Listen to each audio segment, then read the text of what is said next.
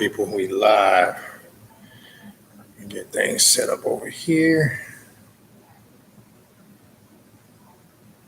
We get live on Facebook. Then we're going to get going. All right. Let's just get stuff going on here.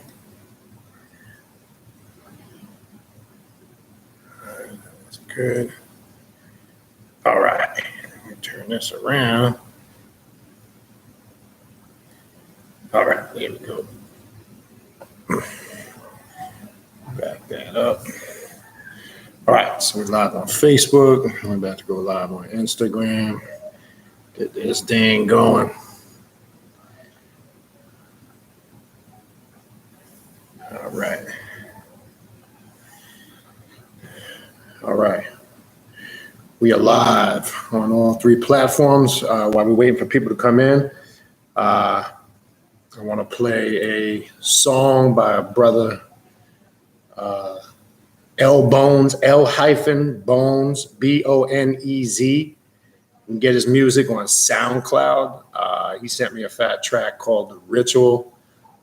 Looking to get him on this upcoming Friday night. I'll talk a little bit about that, but I want you to check out his track. Called The Ritual, some good stuff. So let me play that for you real quick.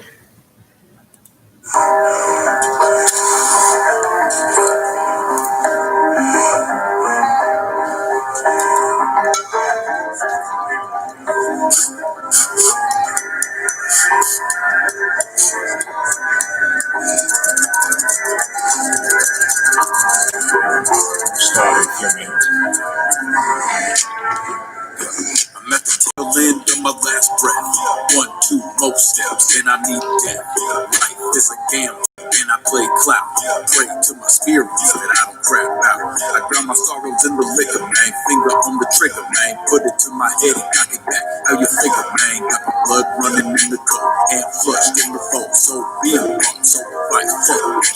Niggas wanna perpetrate, haters wanna perpetrate. Get your ass clasped on the floor, nigga. What you say? I don't give a fuck, homes. I get off bus stones. If you wanna try me, nigga, cool. I get rushed home, steady running. Out of time, keep us straight. Fuck the line, mine ain't been running right since the age of 9. Devil riding on my back, speaking through this and that. Take a hit. All right, again, I'll put the artist information in the chat. Artist name is L Bones. The song is called Ritual, and you can get it on SoundCloud, all right? I drown my sorrows in the liquor, man. Finger on the trigger, man. Put it to my head, cock it back. How you figure? Got my blood running in the cold, flushed in the boat. So being bought, so fight fuck. Now I'm dead, nigga, with the price of on this. We're gonna start in a minute or two. Just gonna give everybody a couple minutes to get here, then we'll kind of just gonna freestyle it tonight. Just in time, little thunder here. I'm just a little south of you, so yeah, I'm seeing a little bit of thunder. It's been like this pretty much all day though, but right now it's not raining. We're good, but probably moving this way. It's my only goal, vice is my only sin. Relationships could be a nigga worst downfall, so a nigga only answer is to say fuck them all, man. For myself and by myself.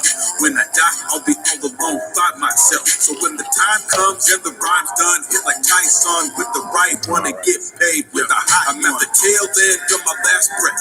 All right, just gonna give it a minute or two. Hang tight. Life is a gamble, and I play. Again, the artist name is L Bones. I put it in the chat.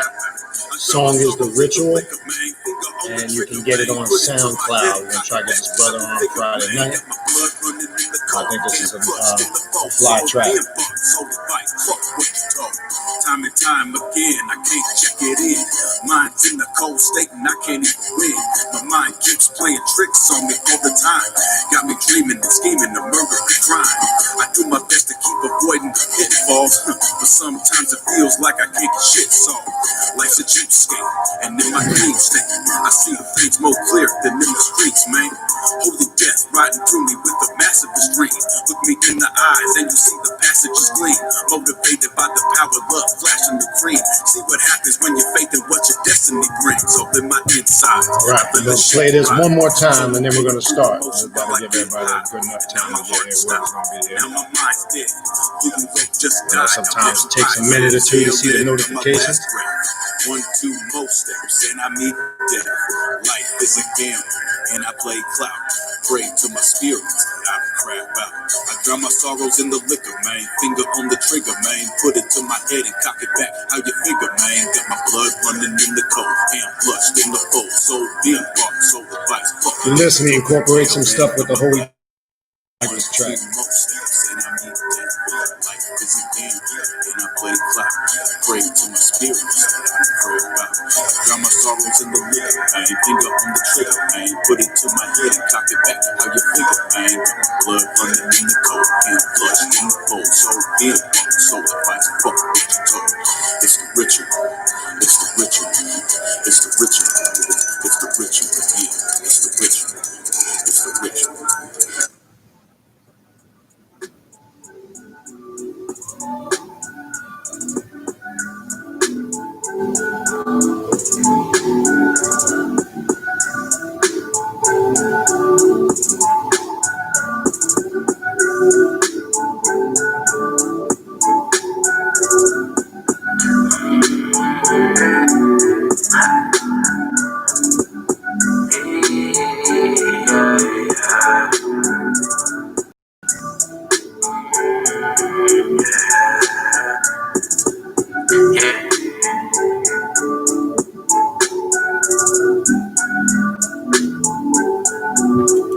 All right, I'm going to play that track one more time and then we're going to begin.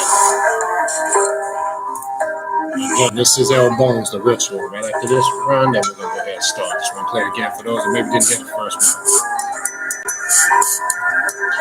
Then we're going to begin.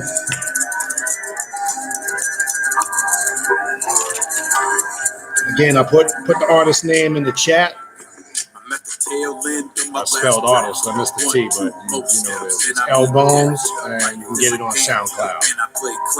Song is The Ritual. I drown my sorrows in the liquor, man. Finger on the trigger, man. Put it to right after this, we're gonna get going. How you figure, man? Got my blood running in the cold and flushed in the fold. So be a part, so advice. Fuck what you told. Niggas wanna perpetrate, haters wanna perpetrate. Get your ass clapped on the floor, nigga. What you say? That's some smooth shit. Homes, I get up, bust on. Good shit. If you wanna try me, nigga, cool. I get rushed home, steady running out of time. Hear everything he's saying. Lyrics crystal clear. Flow is clear.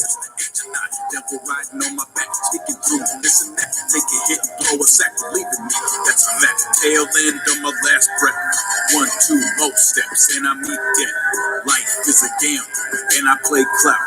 Pray to my spirit that I don't crap out. I drown my sorrows in the liquor, man. Finger on the trigger, man. Put it to my might head. as well real quick. Got my blood running in the cold and flushed in the fold. So be a fuck, so advice. Fuck.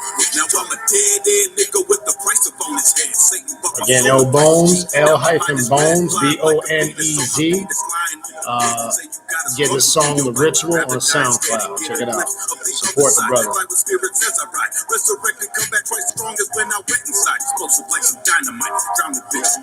Again, to remind everybody, just to go through a couple quick, we have the Hip Hop Occult show this Friday night, 8 o'clock on Primordial Chaos Facebook. Brother Taza, Trident 72, has put together a good show on Philly hip-hop artists and MCs, the history of Philly hip-hop culture. Brother Taza is born and raised in that area, South Jersey, Philly. So we're going to be covering that this Friday night on Primordial Chaos Facebook. We're hoping to get this brother right here on T-Bones. That'll be our featured artist that we interview. Looking forward to it. Alright, I'll run through those announcements again. Down to my voice. Time and time again, I can't check it in. Mind's in the cold state and I can't even win. My mind keeps playing tricks. Alright, we're going to start about 2.5 minutes. Got me dreaming and scheming to murder and crime. I do my best to keep avoiding the pitfalls. but sometimes it feels like I can't get shit solved. Life's a cheapskate, and in my dream state, I see things more clear than in the streets, man. Holy death, riding fully with a massive restraint. Look me in the eyes, and you see the passages gleam. Motivated by the power of love, flashing the green. See what happens when you're faith in what your destiny brings. All in my insides, I let the shit ride. Slowly going through the motion while I get high.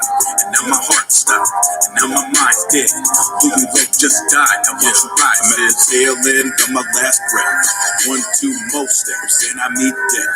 Life is a gamble, and I play clout.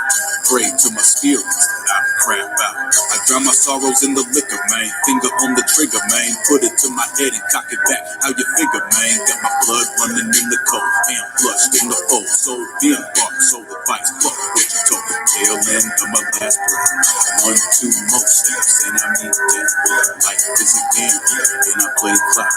Pray to my spirit that I crap out. I drown my sorrows in the liquor, man. Finger on the trigger, man. Put it to my head and cock it back. How you figure, man? Got my blood running in the cold, and flushed in the fold. So being bark, so the vice, fuck what you talking. It's the ritual. It's the ritual. 20 seconds. It's the ritual. Yeah, it's the ritual. It's the ritual. It's the ritual. So fuck it.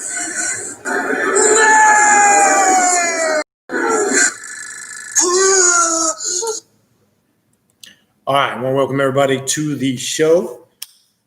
Again, I put the artist name in the chat. That was L Bones, Bonez. The song was The Ritual. You can get it on SoundCloud.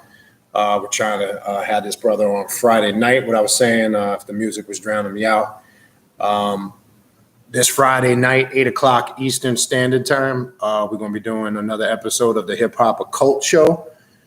We're going to have Brother Taza, Trident 72, put together a really good show. We're going to be talking about the whole history of the Philly, South Jersey hip hop scene. We're going to be talking about the various artists, MCs, and the history of that area and what they contribute and have contributed to the hip hop culture. We'll be talking about that this Friday night. So if you're from that area, that'll probably be even more significant to you. And then we'll have a featured artist. I might bring on another one. I might want to bring back one of the ones from a few weeks back because I wanted to bring some of those brothers back individually. So that's this Friday night, 8 o'clock Eastern Standard Time, the Hip Hop Occult Show, Philly MCs and Philly hip hop groups, the history of Philly hip hop. That's on the Primordial Chaos Facebook page. We do it live there so we can play live music and ain't got to worry about the copyright nonsense and bullshit. All right, so that's this Friday. Also a reminder, we have the Lucifer, the Dark Initiator class coming up, which is open to all. It's completely separate from the Patreon page. It has nothing to do with the Patreon page. Anybody can sign up and register for that class. That's Saturday, August 15th, 3 to 6:30 p.m. Eastern Standard Time. The class is $55, and it can be paid for via PayPal using the email in the description box. Knum19, KHNUM19@gmail.com. Please, when you send your PayPal payment, please include your email and your name. It's important you put that information so we send the link to the correct email address. All right. So please put that in the PayPal notes. Also, if you haven't checked out the Patreon page, check out the Patreon page. A lot of stuff going on there for Patreon members. It's Primordial Chaos Patreon page, patreon.com/Baniti, BANITI. That also is in the description box right there. You see on your screen. Check out the different tiers. I do private classes, videos, lectures on there for members only. We just had a Kali mantra ritual yesterday. We did live together. There's always a class. And other posts continuously going on there. There's a mentorship program that I've started on there that is really taking off. That's basically a one-on-one mentor where I work with you side by side and assist you in developing your path to self-mastery, showing you how to effectively use black magic, how to get results, showing you the proper steps, the foundation, so you can find your own niche and develop a path that works for you, because that's the unique thing about this path. Everybody has to develop their own methodology. There is not one correct way. That's what this path is about. And that's called a path of self-mastery. Keyword self, not mimicking, following, or copying somebody else, but using information and knowledge and taking that information and knowledge, knowing how to apply it so you can come up with your own methodology that works for you. So check out the Patreon page. If you haven't checked it out, patreon.com/Baniti, Baniti. Also, if you are interested in a spiritual reading, there's 3 types of readings that I offer, just to make it clear. There is a telepathic reading with Lucifer and the demons. That reading, all the readings that are done are within that pantheon. If that's the type of reading you choose, they last for an hour. I also offer Santa Muerte, Holy Death readings with the spirits of the dead in Santa Muerte. Or a new one that I just started doing that I developed in something that came to me in my communication and ritual work with the spirits.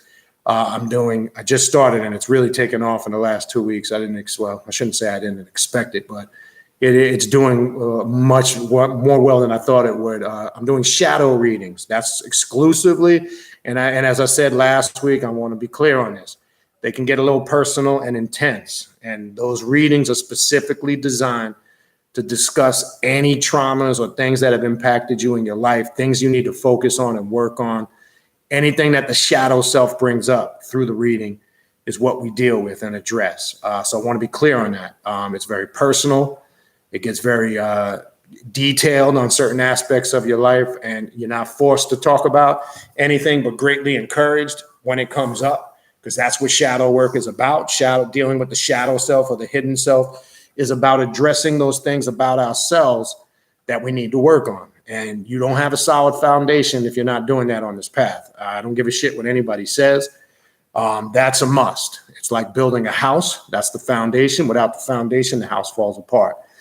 So I'm offering those readings too now. That's something new. You can shoot me an email if you're interested in any of those readings at same email address in the description box, kanum19@gmail.com. Please specify in the email, very important, the days and times you're available if you're interested in booking a reading, and the time zone you live in, very important.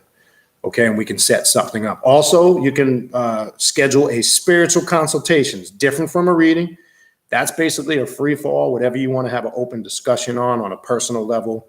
We can build on anything you want to build on. Okay, that's the difference between a consultation and a reading. They're not the same thing. Contrary, some people think it's the same thing, but it's not. All right, so same thing. Send me an email, days and times you're available, and the time zone that you live in. And an update again, because people still emailing and asking about the Journey of the Black Adept Conference #3. Still, as of right now, we have not made an official decision to do that live. It's still not in person. People are still wanting to travel and do this event, but we have to make sure we're able to do this within legal guidelines. So we're still going to give it a few more weeks. We are getting close to making an official decision on that. We just got to make sure it's safe for everybody, and we don't want everybody crossing or traveling lines, because unfortunately, whether we want to deal with it or not, each state got their own rules and regulations. Especially if you're flying, you might have to quarantine, and especially now in Florida with things spiking and kind of leveling off, and the news is hyping it up a little bit. So we got to kind of see how that all plays out. Again, the backup plan is to do a virtual aspect of it. We do it live on Zoom. You can sign up. There would be a fee to participate. You'd have access to all the work on and participating in Zoom as far as the conferences, the presentations. So we're working on still doing this one way or the other. We still have not made an official decision. Honestly, if you were to ask me my honest opinion, looking at the moment, I would say it's about 40-60. I'm not completely throwing it out the window, but I'm not going to bullshit you because of everything that's going on. We're close to it's a toss up right now. So we're gonna basically wait it out as long as we can, and see, and then kind of go from there. So I don't want anybody like the last 2 years to sign up and register and send me the money through PayPal. I don't want to go through that. Hold on to your money. Don't sign up and don't send anything till we make an official decision. I had a couple people that did. I refunded their money, only because it's just too iffy right now. So don't send any register. If you've contacted me, because we've been putting this out obviously since the last one and at the end of last year. There were people before this pandemic bullshit kicked off that did sign up and register. I refunded those people their money, just because we just don't know what's going on. So please don't, if you contacted me prior and you have the registration information, that's why I'm not sending it out. The registration information as far as it coming physically, don't do that yet until we get some more clarity on what we got going on. All right. I think that covers a majority of the announcements. Just wanted to run through that real quick. And again, remember Friday night, Primordial Chaos Facebook, we are going to have the Hip Hop Occult show. And we will be doing, Brother Tazer has put together a good show on the history of Philly hip hop, Philly MCs, groups, the culture. We're kind of going to be breaking all that down on Friday night, 8 o'clock Eastern Standard Time. All right. So basically, I just kind of want to kick it tonight, just freestyle it, nothing in particular. If you guys got some questions, I know I saw a couple up top. I'm going to scroll up top. So we're just going to talk. So this is your time. If you got some questions, just go ahead and type them in. Let's kind of talk about, we got a lot of shit going on. Obviously, you see what's going on. We see what's going on in this world, and I don't want to get into too much of that COVID shit, because that's a psychological ploy in itself. But you see, they're training us obviously for a bigger and better picture. The social distancing, the wearing of the mask. They're also trying to test out this new technology. If they could still scan your face when it's partially covered. I told you guys before about this. The social distancing is about being able to detect you on RF, via RF chip on radar. That's what they do to military soldiers. And you need to be X amount of feet apart so you can detect it on radar. The mask thing is about, can they still come up with technology to scan your face, even if it's partially covered? They will. You're going to see, as I said before, this is a greater process. If you look now with all the riots, look at how the narrative has changed. These riots and protests now ain't about Black Lives Matter no more. You see the Antifa and anarchists out there now, they're everywhere. And if you look in the crowd, this ain't got shit to do with Black Lives Matter. Matter of fact, one of these Seattle legislators or lawmakers just came out and said, he just pretty much mimicked the same thing I just said. So there's an agenda here, people. There's an agenda here to upstart things, change the narrative. It's all about control. It's taking away all your liberties and freedoms. It's about creating a fascist society is basically what you're witnessing and seeing going on. And which is more critical, important for us, that we really need to get our shit together. We really need to be in tune. Because if you haven't developed, your self-independency, especially spiritually, you're going to have some problems moving forward. Okay? Because everybody's getting caught up in the bullshit that's going on. It's funny how when the George Floyd case and then the other distraction with the young brother getting shot in the Wendy's parking lot in Atlanta, it's funny how they had us all distracted with that for several weeks. It was almost as if the COVID virus didn't exist. It gave them some time to regroup. And now all of a sudden, as soon as that died down, now this big second wave is running and hitting hard across all these states. There's some fuckery going on. You don't have to look hard to see it.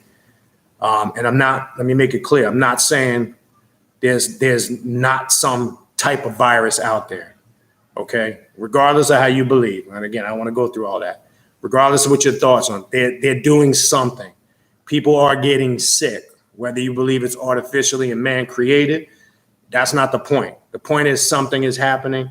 But I believe that's something that's happening, though they're calling it a pandemic and a virus, is for a bigger agenda. It's for control. It's to reset the economy. It's to bring in this thing we've been hearing about for years called the New World Order. We're going to wipe out this currency. You're going to see. They're going to develop a technology where you'll be paying with every chips, scanning your face, your profile. You ain't going to need no physical cash or credit card soon. Trust me when I tell you, this is where it's getting ready to go. And we need to look at that and stop getting caught up in all this emotional shit. The race game is the big distraction tool they use. Let's use the race card to feed off of people's emotions. All this shit going on is fascism, right? All of it. Defund the police, anarchy, no type of foundational to keep things flowing. I'm not talking about look. You need in certain areas, and it should be, in my opinion, on a case-by-case basis. Yes, you can defund the police on certain levels, but there's certain places you can't, like New York, Chicago. Look what's going on there. Big cities are having more shootouts. There's been the murders is on a serious uprise in the last 5 to 7 weeks. You got people, officers resigning left and right. I think this got to be done, to a certain degree. But anyway, enough of that. I don't want to turn this into a political show right now. That wasn't my intent. All right. What else we got? All right. So let's talk about the occult, left-hand path of self-mastery.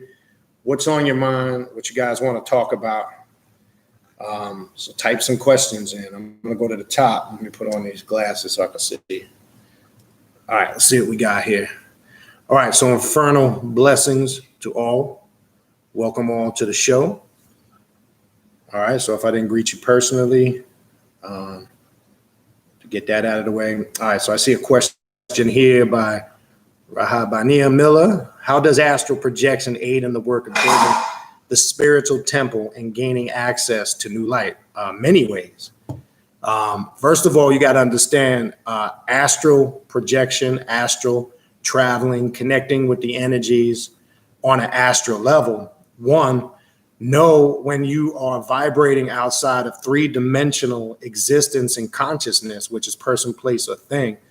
Understand when you're vibrating on that fourth density level, which really takes you to, we discussed a little bit about this with Dr. Bynum last Monday, which takes you to the fifth density, right? Which is what we call pure energy. Some call it light, right? But the fourth is pure mental. And on that mental plane, which the astral, keep this in mind, and I'm just saying this in general, not to the to your question, brother, but some people confuse the astral realm as if that's where it ends. Remember, the astral realm is the doorway to a multitude of what we call spiritual realms. Remember, when you start tapping into the power of your subjective mind, and this is how it has a strong effect on your personal spiritual temple and get into that, what we call that fifth density, to accessing new light or intellect, right? Because that's really in essence what real true light is. We're not talking about that artificial luminous light, but you got to understand, you encounter every aspect of yourself. What do I mean by that? Remember, on the astral realm, not only do you, connect with astral energies that what one would term positive, you also encounter and face every fear you have when you work on the astral realm. So I'm saying that to say whatever demons or monsters or nightmares you've had from the time you were a kid, you will face that on the astral realm. So I want to make it clear, when people talk about astral projection, astral traveling, sometimes that can be painted as a picture, as it's just all peace and love. And I'm not saying your question, brother, was in that regards, but I'm just putting it out there as a whole. It affects your personal spiritual temple on a multitude of levels. You got to be willing to embrace and experience everything that you will encounter and embark upon in that journey. You will encounter from personal spirits to ancestral spirits to archetypes to everything that you've programmed in your subconscious mind. And everything that you've accessed, it will all manifest itself. And remember, we are the builders and destroyers of our universe. So we're constantly building and destroying thought forms from the very time we were birthed physically into this universe. until the moment we give our last breath, and then make the transition to the other side where real living starts to begin, right? We never die. This is always about energy. We are all beings that are comprised of energy. We're just here in the physical because we are vibrating at such a low frequency, we take on solid form. You can't destroy energy. Energy continues to manifest. And it's just like when you look at the birth of our universe and how our universe is created. And I'd say ours because there's many. Remember, when you look at how collapsing stars, when you look at black holes, we see our sun and planets are just created from stars that collapse. So it's energy breaking down into other forms of energy. In essence, that's what we are, right? That's the power that we contain. And then when we're working with this power through the various different spiritual systems on this path, I don't care if you call it Luciferianism, I don't care if you call it vampire, working with the vampire path, I don't care if you call it working with the clip path. It connects you to all those higher aspects that are connected to your psyche or your subjective realm. So the astral realm, again, we have to understand that is the doorway or the entrance to what we call the many, many levels of subjective universes that exist.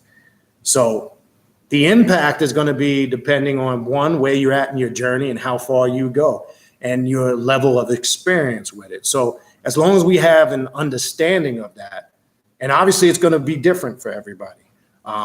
It's going to be different for everybody based on, remember, we got to look at this journey as we're all trying to get to the same point, but we're not quite going to have the same route or path to get there. All right. So it affects you greatly. That's a good question.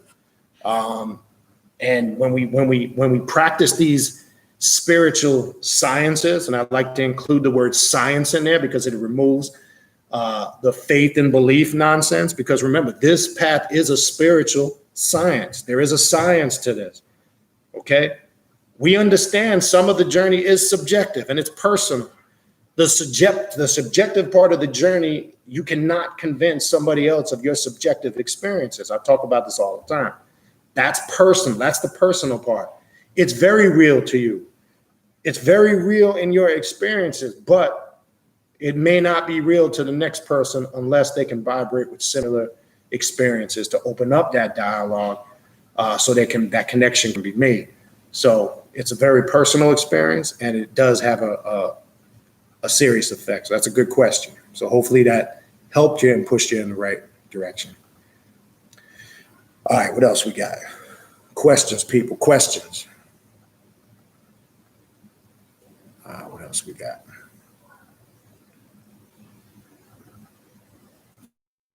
Okay, P-Funk says, what's up with some money rituals? Well, there's a lot of things you can do for money rituals, which I'm not going to get into that here open. And I'm not saying this just to segue a consultation, but this is the kind of things that I discuss with people in consultations. If they have questions, there's a lot of money magic you can do. But let me say this. I always talk about you got to understand, this is not a snap your fingers, fix all. You can get quick results out the gate, but it's about getting consistent results. And what do I mean? People that are working, now I'm speaking in general, people that are working, let's say, for materialistic things in magic. Yeah, you can come right out the gate and there's a multitude of work that exists that'll get you results right away. But when you're not addressing all aspects of yourself, especially using shadow work as the groundwork, you're going to find you get a large variance of inconsistent results.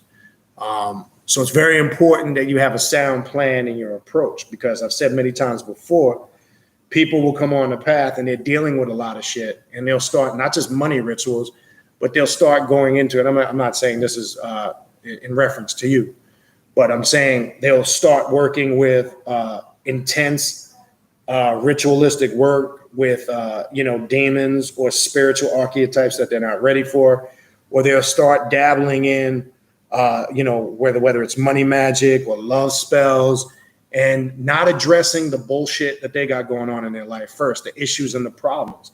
And what it tends to do is kind of turn their life upside down.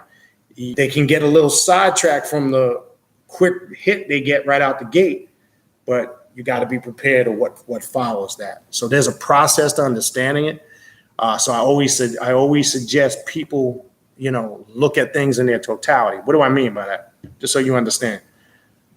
You might be looking, I used this analogy a few weeks ago. You might be trying to do a ritual to get this luxury car you want, right? But your life might be a hot mess. Your marriage might be in shambles.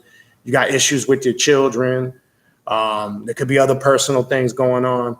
That's a problem, because when you're doing work to petition, depending on the intent that you fuel it with, if you're willing to go to any length, sometimes those things get turned upside down even worse. And it all depends on what archetype you're working with too. For an example, if you're working with the gold aspect of the holy death, which is one of the great aspects to do money or ritual work, she needs to know that and understand what the value of money is to you personally. So let me give you an example. You might be looking for money for something, but your mortgage is 3 months behind. So some catastrophic shit can be turned upside down where you lose your house because your focus ain't in the right place. Trust me, I've seen this happen. As illogical as it might sound, people will do it and they say, yeah, man, I got that $2,000, $3,000, $4,000 I was looking for, but then 2 months later, this crazy shit popped off with my house and my mortgage, and my house was snatched with me because there was something you didn't look at in its totality.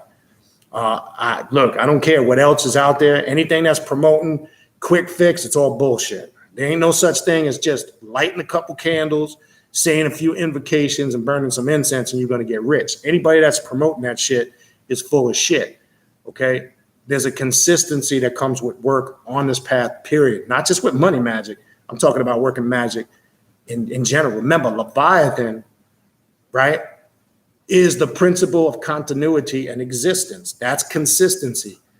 If you don't have consistent continuity in what you do, you will not be successful on this path. I don't care if you get moments. I'm not saying you can't, somebody could be listening and going, no, man, I've done this and that, and I've done that. Okay. But I guarantee you, when we look at the long track record, I guarantee you it's not there consistently. And if it is, you wouldn't even be asking the question, or anybody in that shape wouldn't be asking a question. What's a ritual for this or that? And I'm not talking about to the person that asked that question. I'm just saying in general, anybody that has a history of that wouldn't even have to ask a question like that. So that's usually a telltale sign. And I can only tell you from my experience. Okay. So be careful. If you got anybody out there that's claiming you could pay them to do something, I keep telling people, be careful of them hustles. And there's a lot of them going on over the years, especially on the internet.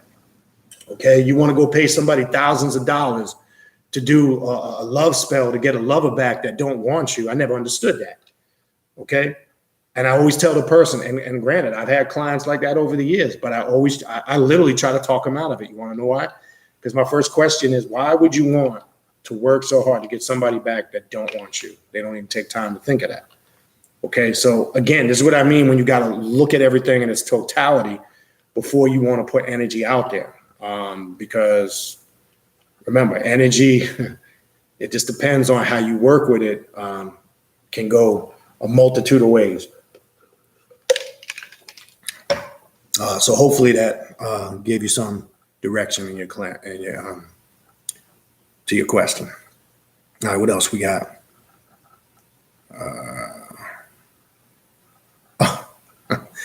I don't know if Beetlejuice is really an occult movie, but to keep that short and simple, there's a book called Esoteric Hollywood. I would get that book. I think it's J. Dwyer, but just Google it, Esoteric Hollywood. It'll come right up. Just to keep it straight to the point. It's an A to Z on occult movies from back in the day to the present.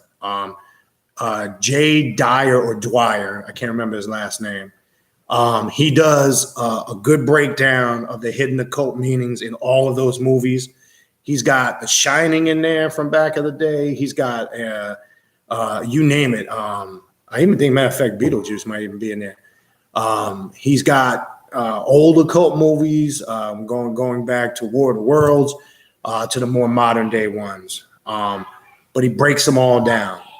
To me, that's the best book. If that's one where anybody listening's area or interest of study, Esoteric Hollywood by J. Dwyer or Dyer. Somebody can Google it. Maybe they can put in the author's last name. I actually have the book, but I don't feel like walking over there to get it.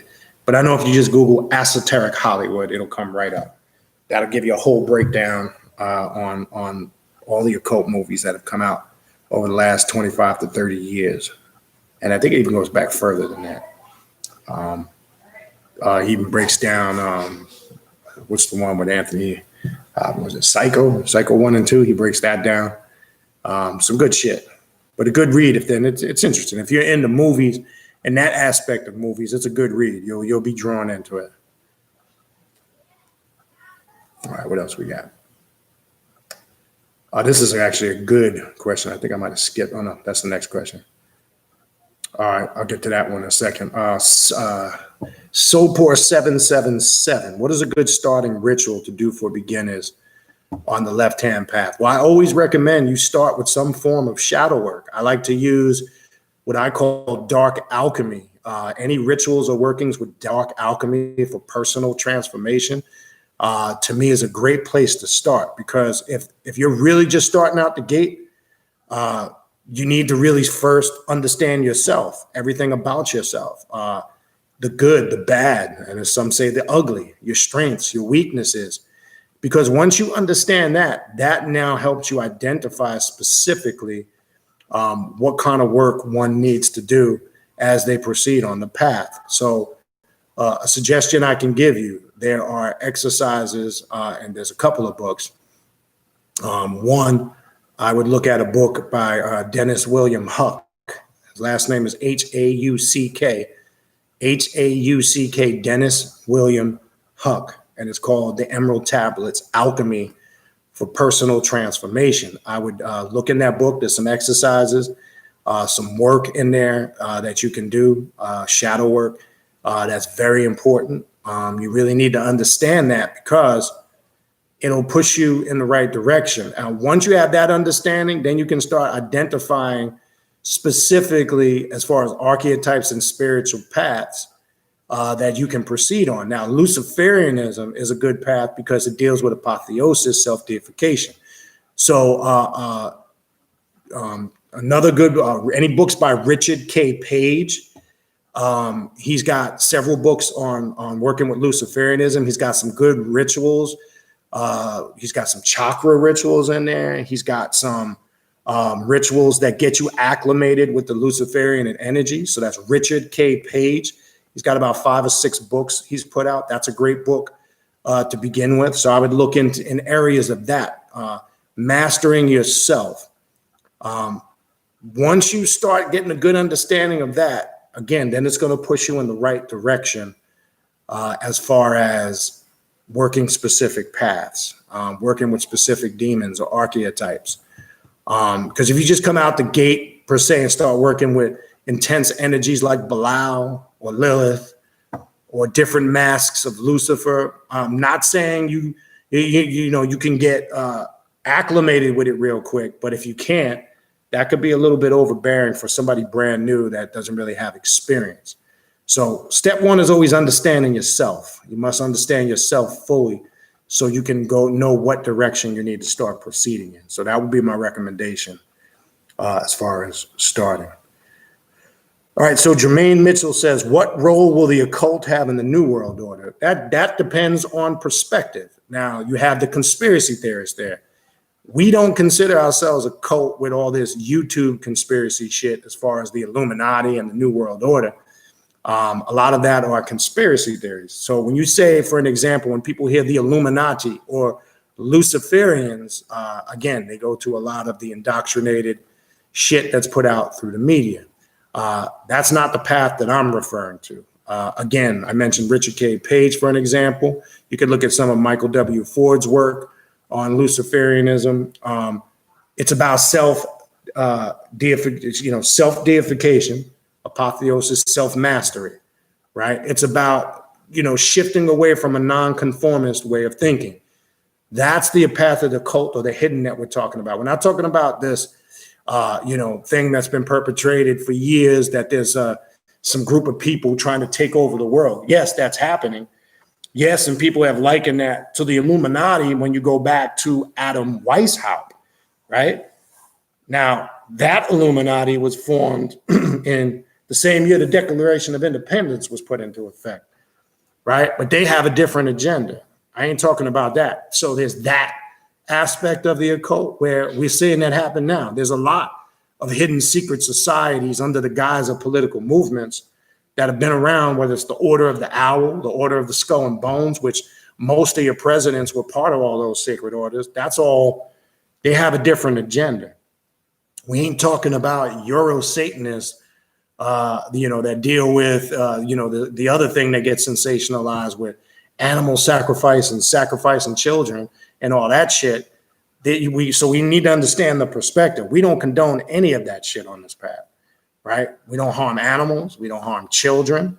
And we don't participate in any of that nonsense. Unfortunately, just like Masonry, things have gotten infused in with these spiritual paths, and some people think it's all the same, and it's not. Now, the path of, for an example, of apotheosis, self-mastery, we're seeing that has begun already, the effect. People are waking up. People are just not content with old ways anymore.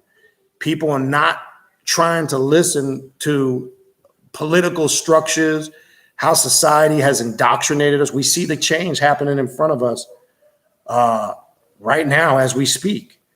Now, everybody's waking up on different levels. Whatever's causing that awakening, and if it's attributed to a personal spiritual path, that's one thing. But the effect has been ongoing. We've even seen a change prior to everything. When I say prior to the recent pandemics and the protesting we've seen in the last several months, we've seen, going back to the early 2000s, a great awakening and change. People just know there's more out there. People know they've been lied to. People know the spirituality we've been forced to accept from young children at birth to the present through religion and other forms of indoctrination just ain't no good no more, because we're seeing the loopholes in it. So I think it's been happening, in my opinion. And I can only say that based on the circles I've walked in. And there's a lot more people in this than you aware of. They're just, discreet about it. It's because it's not accepted as a mainstream way of thinking. It's not accepted as a conformist mindset. And that's everything what this path is the opposite of. So I think this has been happening. I think this has been going on. I think this is something that will continue to grow, because change is upon us. There's no doubt about that. So it's happening. All right. All right. What do we have here?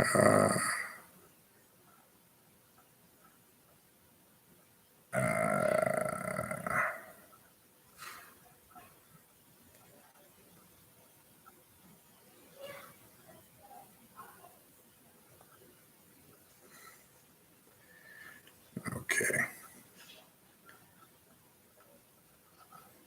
He says, I'm actually reading the book, Meeting the Shadow, the Hidden Power. Hold on. I skipped one. Let me go up.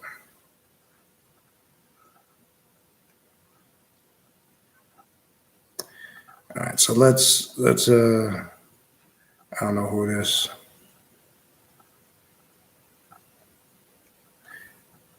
Let's just bump this asshole out of here. I don't really care to deal with an asshole like whoever the hell that fool is. We'll just get rid of him right quick. Yeah, we ain't got time for nonsense. We just boot assholes out of the room. I don't got time for that nonsense. So whoever that Chris O'Coy was, go get a fucking life. Nobody cares. All right, so another question from Raha Bania Mill. How much a role did semen retention play in building your astral body? Again, depends on what system you're working with. Now, obviously, if you're working with sex magic, there's multiple ways. Now, retaining, you got to be careful. Retaining builds up your power. There is an aspect of that, but you also have to know when to release your power, because the release of the semen and the orgasm itself is a powerful magical tool when it's charged. Okay. So you have to understand that. It just depends on the methodology you're using. But semen retention can be powerful. And believe it or not, this might sound crazy. Celibacy is a form of sex magic.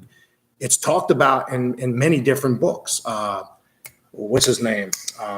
Michael Kelly talks about it in the Apophis. Michael W. Ford has talked about it. Asenath Mason. There's a lot of occult authors that talk about the power of semen retention and how, yes, it can charge up your astral body. But also we need to understand, remember, everything, some talk about duality in the universe. There has to be harmony between the both. Now, if you're retaining too much and it gets to the point where it's such a struggle and you can't discipline, you also must understand the power of release, because that's a magical practice itself too. So that's another good question. And I think a lot of it is based on where you're at and what kind of work you're doing. So I would ask this: if we're using the science of semen retention, what's the purpose and the intent as far as magically? What are we working on that needs to be done? And if it's to build up the power or enhance your spiritual abilities, whether it's your astral body, etc., that's fine, as long as you understand what you're doing, how long you're going to do it, and the reason you're going to do it. And obviously, I would ever suggest complete celibacy or retention. I'm not. Hey, that's your choice. That's not really something that's practiced as a whole on this path. But semen retention or aspects of celibacy or holding back. I know celibacy means completely being non-sexual, but I'm saying you could have moments or periods of celibacy. That is practiced on this path. That is used as a magical tool on the spiritual discipline, if you so desire. And yes, it can charge up and give power to your astral body. It can enhance your spiritual powers, period. Because also we need to understand why I said the release factor, and too much release can drain you. That can take from your spiritual powers and your astral body. And we always talk about on this path indulging, right? You must understand the power and the discipline of indulgence, right? That's part of this path. Each individual must indulge, but not indulge to the point where they're consumed by their indulgences, right? That's important. So we need to understand that. So again, it goes back to the practitioner knowing who they are, understanding themselves and where they're at in their journey. But that's a good question. All right.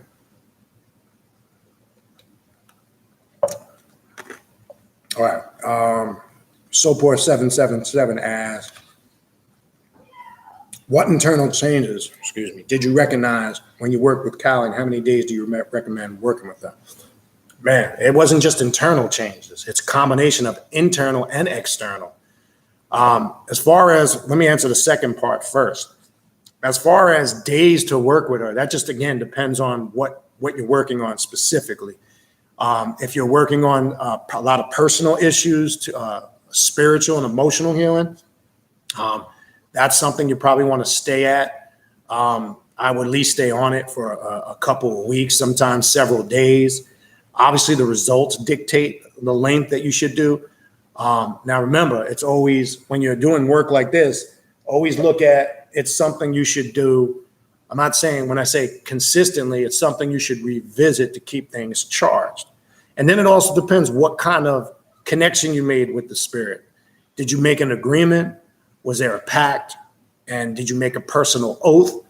And so that might be something that has to be cultivated continuously over time. So the time factor is going to vary depending on what it is you're doing and how you're connecting. Now, the changes, and it's funny, you asked this question on the page, which was yesterday for the Patreon members. We just did a Kali Mantra ritual, and we had a full class and discussion on this, what you're asking. And I've said this yesterday, and I'm going to repeat it again. And I've talked about this over the years in previous videos here on the channel. Be prepared for the change you need, not the change you want. And I'm saying that because sometimes we get those confused. We think what we want is what we need. And let me give you an example how Kali works. And there's a lot of other deities and archetypes that work very similar. You might be doing a ritual for finances because you're struggling financially. Kali's just about moving everything out of your path that's causing issues and dead weight. Well, let me be careful when you approach, because your husband or your wife may be one of the core roots of that issue. That could be, let me give you an example. If you are, let's say, a female who is struggling with finances, she's working by herself, husband's out of work, she's working extra hours, she's doing everything she can do to hustle to try to make dough, she's still struggling. So she goes on a journey to work with Kali, right? Not realizing she's asking Kali, I need all obstacles in my path that are preventing me of what's causing the root of these financial troubles to be removed. Well, it might be that dude who she comes home every night, 6:30, 7, 8 o'clock at night, and he's sitting on the couch playing PlayStation. So what starts to happen is this problems start to develop hardcore in the relationship or the marriage, to the point where it gets so bad she kicks dude out of the house and then thinks, what the fuck is going on? She doesn't realize why all these problems around her, certain friends she starts to get rid of, different circles. She starts to make all these changes. She's not realizing that's all related or connected to the core of the issue that she's doing the work. This happens all the time. So you have to understand, when you're working with an energy like Kali, and Kali is a devourer, she feeds off of death and taking life, not just physical life. She feeds off of eating and devouring any aspect. It could be spiritual death, mental death, emotional death, and yes, sometimes physical, okay? Because she is energized. This is why you see all the imagery that's connected to her. You know, the Pekibet knife, which is used to sever the heads. You always see her in the image of holding the head and standing over, conquering Shiva, right? Shiva is really a representation of the lower self. You see her wearing a necklace of bloody skulls around her. Though the image is very graphic and detailed, and some would say disturbing, it's talking about she is a representation and a force of devouring and eliminating all things about yourself that need to be fixed. Okay? So you have to understand that going into it. And I was talking about yesterday, I want to make this clear. There's a lot of fluffy bullshit going on with Kali. Okay? And let me make this clear. And I'm going to have to step on some necks here. I couldn't give a fuck, to be honest with you. There's a lot of this mother goddess shit floating out there now with Kali.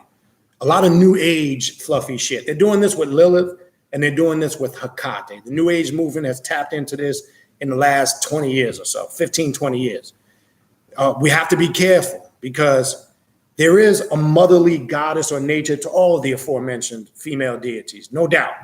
But I think sometimes that gets focused on that there's this peace and love, and let's walk through fucking grass lily fields butt naked, kumbaya. Don't get caught up in that hype. You're gonna get fooled. Then we have another female movement. You know, I get these emails all the time. Oh yeah, I work with Kali, and since I did, it seems like every man wants to get with me now. Get the fuck out of here. Okay. Yeah, there's Vama Marga and Tantra. Then there's the group of people who think everything with Kali is just sexual, just like they do with Oshun and a lot of other female archetypes. Does that exist? Yes, I'm not saying it don't exist, but I think it's a disservice when that's the sole thing that's always focused on. And I always question anybody that taps into Kali and everything they're telling me is sexual. So you mean you're working with a powerful energy like that and you didn't tap into any aspect of road clearing work at all as far as bringing about changes? None of that shit. Everything was sexual. So it depends on your approach, okay?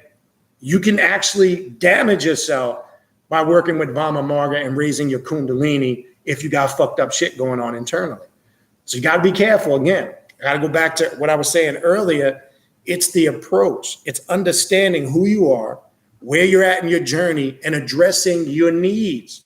Being able to differentiate your needs between your wants. That's a struggle with some people. They think what they want all the time is what they need. Now, I'm not saying some of your wants could fall in line with needs, but it's really easy to do. Make a list of everything you think you need. Write it down. I've used this example many times over the years. Just sit down and write a whole list of everything you think you need. I say think because you're going to find out majority or 50% of it more you don't. Write it down. I don't care if it's a car, if it's this, if it's that gadget, if it's whatever. Write it all down. Materialistic, physical, spiritual. Once you write it down, let it sit for a little bit, a day or two, let it marinate, and then go back to it. Go down each one and be honest with yourself. Is this something I must have right now that I cannot do without?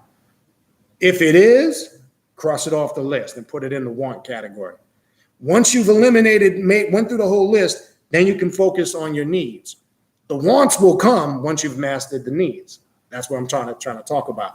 So this is a process. That's a form of shadow work. That's a form of identifying areas of work. Needs and wants is a big motherfucker with some people. They struggle with it because they don't understand it. Okay. So hopefully that helps you. Sopor77, Debo 89, you're welcome for earlier. I guess that's what that was. Sopor777 says, I'm actually reading the book, Meeting the Shadow, the Hidden Power of the Dark Side of Human Nature. I recommend it. Yes, I have read that book. That's a good, any book with shadow work, understanding your real self, always start. Now remember, let me also say this. Shadow work is something you will do continuously. It's not like, I want to make sure we're clear because I think some people think that shadow work is not like you just do it a few times and that's it. This is something you're going to constantly be working with continuously throughout your journey on this path. So you should always be sharpening your skills to do shadow work, work with the hidden self, no doubt. Okay. All right. What else we got?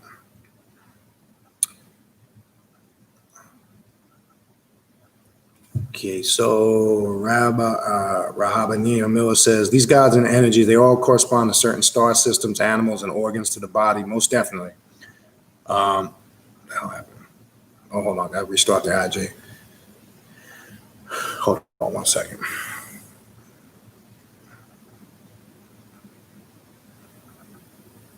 Let me just restart this. I'll put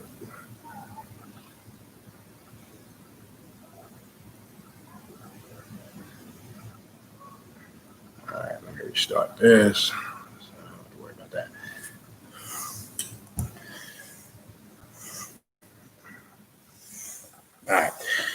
All right. Yes. So you say these gods and energies, they all correspond to certain star systems, animals, and organs to the body. How do we figure out the corresponding organs so that we can activate the light and meditation? It depends, again, on the path. For an example, not only just organs, you can find in certain paths, you'll find where they align these deities and archetypes with your chakras, right? So if we're talking about activating the light, we also have to look at the chakras. Like there's a book I forgot with the Yoruba, came out a few years back. It deals with a metaphysical aspect of working with the Orishi, and it correlates the 7 African powers to each specific chakra point. So one, you got to look at what, like some deities, for an example, are the functioning of the kidneys and the liver. And again, it depends on the path that you're working with. Some will correlate it like in ancient Egypt. Some will correlate Geb, who deals with the functioning. You can find this in some Kemetic metaphysical studies, proper kidney, liver function.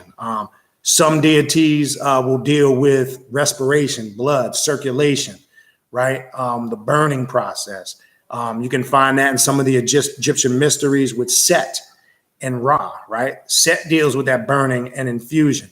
So it depends on what system you're working with because, again, they vary. I've even seen some people utilize it working with the clip pot, right? When they break down each 11 clip pots, they can correlate that. Now, I've talked about this a little bit before, not only with certain organs, but there's 11 chakras. Most people know about the 7 and the 9. I'll get into that another time. That's a whole nother story. So I basically would also look into the area of chakra because the Kundalini energy, who some call the serpent energy, also assists in making all those organs function correctly. Because when you look at each chakra, like the root chakra on up to the navel chakra to the heart chakra, that identifies, or when them chakras aren't functioning right, that usually ties into a lot of organ malfunction.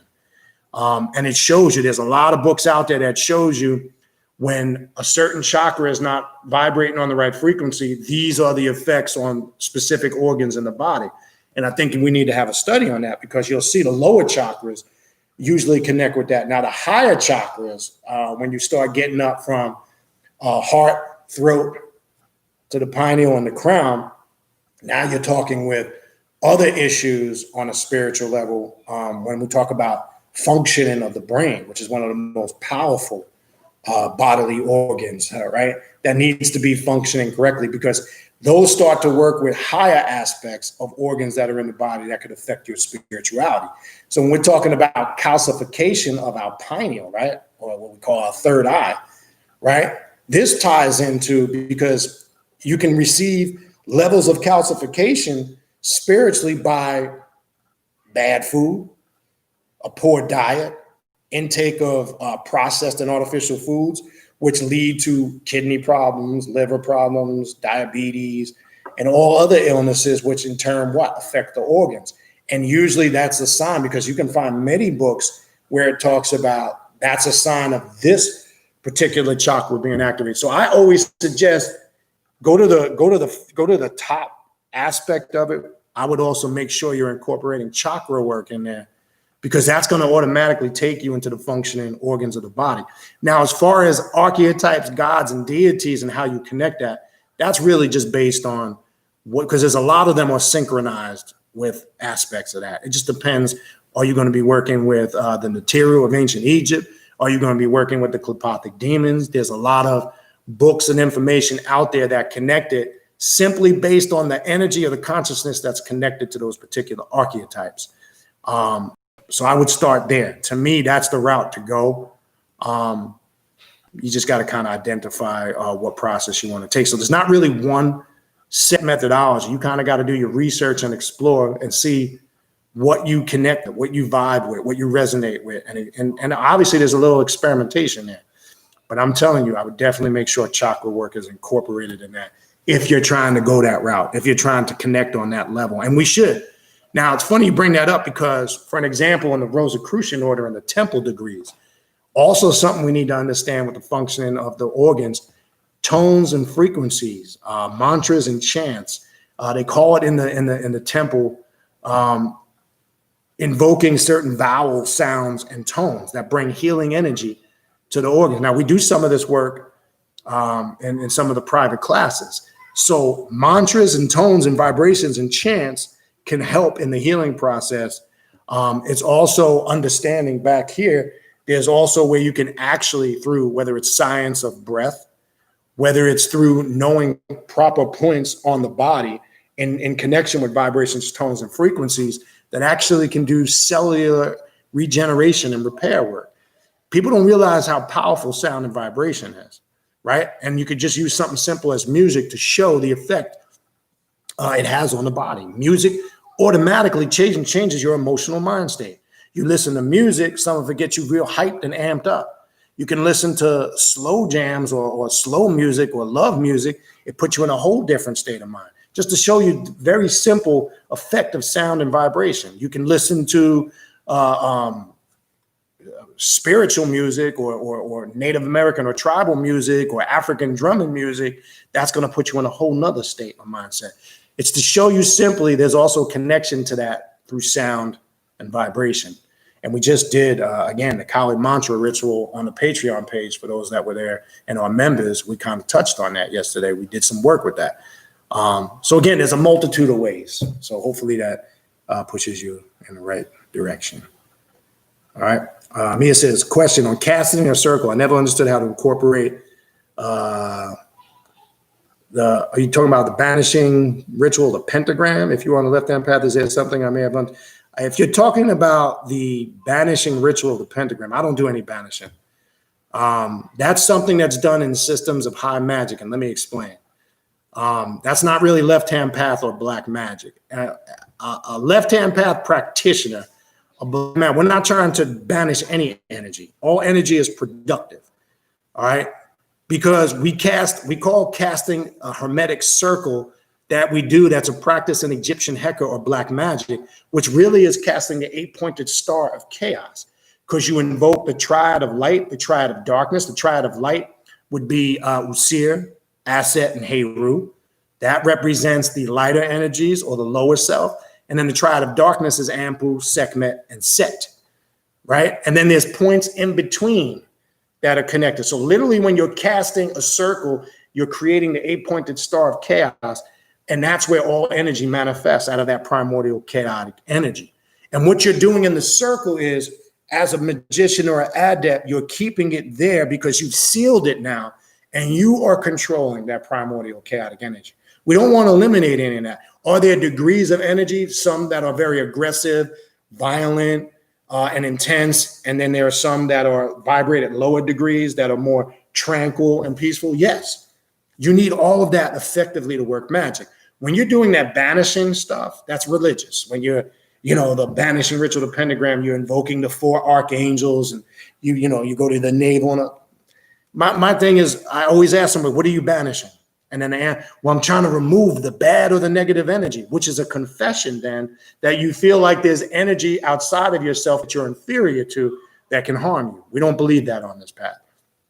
So I know in the circles I remember, we don't do any type of that. Banishing ritual, the pentagram, is a ritual that comes from, it's actually, and I could tell you this from being initiated in OTO, the Golden Order of the Golden Dawn, the systems of Crowley and Israel Regaldi, they use that in the temple all the time. I've been witness to that. But then in the same ritual of the banishing of the ritual of the pentagram, they're invoking Baphomet, which used to fuck me up. And I'm just like, I don't get it, right? Because you're trying to eliminate, and if you understand the breakdown of what Baphomet really represents, why would you do that? These were some of the things I questioned and didn't really, why I couldn't stay involved in those groups anymore, because I just felt like there was something lacking. There was something we weren't getting. So my thing is, if you're banishing energy out of fear, because you may not say it's not fear, but what are you removing and why? And I've had multitude of answers over the years. Well, I'm trying to remove the bad or the negative energy. What bad or negative energy? A real magician understands there's no such thing as bad or good energy. It's all productive. It's just varying degrees of the same thing. And I keep telling people, study the Kabbalion, the 7 Hermetic Principles of Tahuti. You will understand the breakdown of that. Until you do, you will not effectively understand what magical power is. We don't believe in good or bad energy. It's a myth, okay? And the doctrine of vibration breaks it down in the Hermetic Principles. They're just varying degrees of the same thing, and it's how you perceive those energies. And again, I'm just expounding on your question. There's a difference. Casting a circle is sealing and locking the energy into your magical chamber or your area where you're working, and you are at the center of it, or the axis, and you're controlling and facilitating all the energy. Banishing is, again, removing the energy. So there's a huge difference. So if that's what you're talking about, into being misunderstood, if I was off and that wasn't your question, I'll look for further clarity further down. Okay.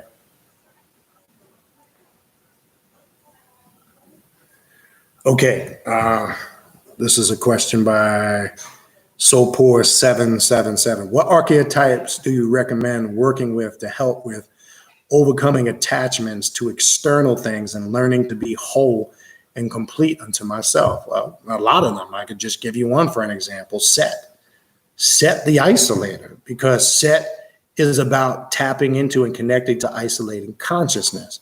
You have to separate yourself from things to understand, again, who you are and what it is you want and what you need to do. There's many you can work with. Any road clearing archetype will show you that and lay that path out. That could be the Holy Death, Sekhmet, Kali, but I would say proceed with caution, because that's a powerful thing to ask for. Because if you're attached to things, be prepared to give some of those things up, and that could be people. And some of those attachments, say, to people could be toxic to your growth. So when you're activating those energies and spirits to work with them, make sure you're willing to embrace and accept whatever is removed from you. And sometimes you, again, as I said earlier, you may not see what's keeping you these attachments and not you being able to be whole, as you describe, and complete to yourself. Maybe you're in a toxic relationship and you're in denial. I'm just using a random example. And you're in denial and you can't let it go. That would be something that needs to be released so you can be true and whole to yourself. Just because you like the person, but it could be very toxic. It could be issues, constant arguing, fighting, just negativity in the household, can't agree on paying bills, have no plan on how to raise the family or just maintain the household. And then it trickles down into everyday fighting and argument. That's toxic. That needs to be shed. You can't be successful. It could be maybe you're on this path, but your significant other is completely adverse to this path. It could be, you could be a cult left-hand path and they're bona fide, sanctified, saved Christian. And you're arguing about this shit every day. And you're in denial that something needs to be done. And you're thinking, maybe down the line, I'm going to convert them. I told people, look, don't be getting into relationships thinking you're going to convert somebody to your way of thinking. That you're setting yourself up for failure. Can it happen? Yes. But what if it doesn't? What's your backup plan? I've always said this. I'm not saying if you're on this path, you need to be with somebody who is identically on the same level on this path you are. No. But at minimum, you have to be with somebody who is tolerant and acceptant of your spiritual path to the point where they're not going to interfere, distract, or cause fighting and arguments over it. If you think that you're going to be successful on this path in a toxic relationship, fighting over this shit, you're going to have a problem. And I'm using that as an example. I find people have this problem. Their problems usually are right around them, smack in front of their face, but they're in denial. You might like, hey, the pussy might be good. I get it. The dick might be good. I get it. But just may not. It may be toxic. Could be toxic dick, toxic pussy. And it's not that you're in love with the person. You're in love with the sex. Understand the difference. Are you willing to give that up and shed it? And are you willing, you might have a strong physical and emotional love for that person. Are you willing to let them go and possibly somebody else come scoop them up? So these are things we don't want to address or don't want to ask ourselves. We want to pretend like they don't exist. They exist. It could be maybe you suck ass with money, right? And your spending habits keep getting you in trouble, keep creating issues, keep creating drama in your life. Maybe your temper is the cause of your problem that needs to be removed. And this is why you can't be true and whole to yourself, because you blow your fuse over every little thing. You have no control over it. Maybe it's your diet. Maybe you're a junk food binge eater. And the reason why you're struggling, you can't meditate, you can't do spiritual work, you struggle with focus and concentrating because you're eating junk food 24/7. I'm just throwing random examples out there. All these archetypes address that, and they're going to show you. So you must be prepared and embraced for the change. A true adept, black magician, occultist, whatever you want to call it, a practitioner of self-mastery, finds the harmony in all of those things and comes up with the right formula that's needed for them, because everybody's formula is going to be different. One set methodology of doing things does not work for all the masses. Get that out of your head. That doesn't exist. I'm speaking in general. People think they're going to join a particular religion, spiritual movement, group, or organization as if that applies to every human being walking the face of the earth. Bullshit. That's not true. That's a myth. Get it out of your head. The work is you finding the niche that works for you. And the only way you're going to find that is by putting in the work. You could read 1 million books. It's not going to do it for you. You can join a million organizations or groups and conscious movements. There is part of the path that's individual that you must obtain on your own. I've said this before, but it's a very good question. Hopefully that pushes you in the right direction. All right, what else we got? Man. Skipped off me. Hold on.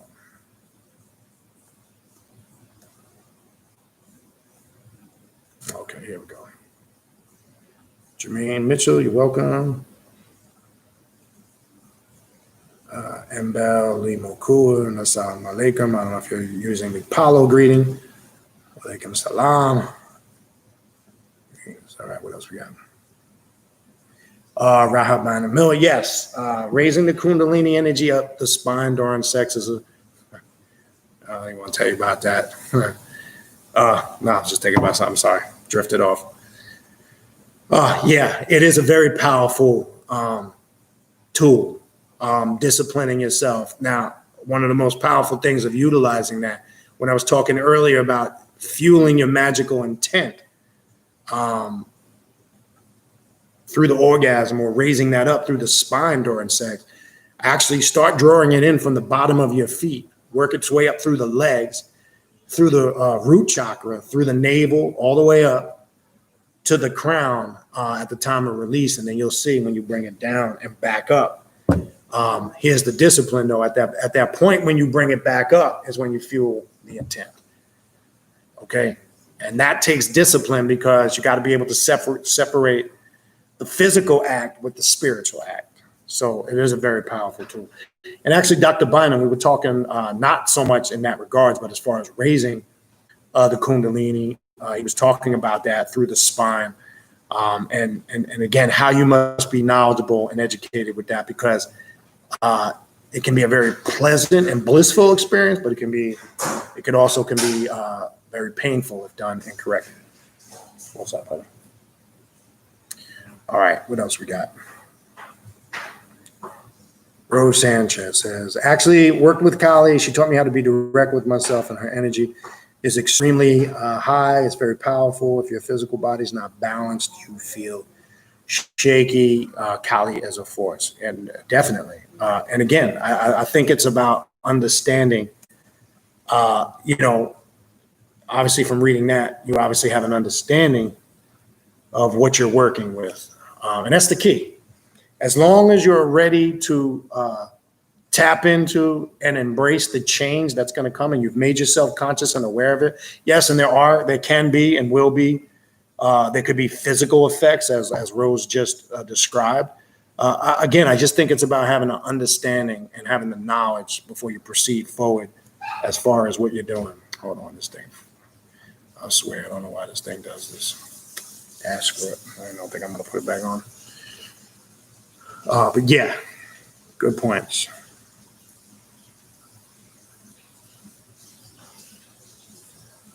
Okay, maybe you spelt it wrong. I might know it as another. Sopor77, do you still work with your Nimbumbe? I might know it under another term. So I'm not sure if you're talking about a Nagapot. Maybe you could clarify that down. Sopor says, I bought Val Cadman's Kali magic book. I'm not interested in the sex aspect of it. I mostly wanted to purge emotional and psychological hangs up. I'm ready for change. I'm used to the intensity. Yes, and actually, speaking of that, I had that right here. That's the book. I would suggest, this is a book we actually were building on yesterday. Val Cadman's Kali Mantra Magic. It's powerful because one thing I've always said about Val Cadman, he's very skilled at putting things in a very easy, simplistic form. I think any occult practitioner can connect with his style of writing. Why I've referred to this book over the last several years, I've always said he's got all the key mantras in there to do the work that you just described, Sopor. For making changes in your life, for removing aspects out of your path that creating blockages. He's got the key mantras in there for, there's one we did yesterday for starting over, creating a new slate. There's financial mantras in there. It deals with the power on a spiritual level and not just the physical shit. And it's something I recommend for people to at least study and explore.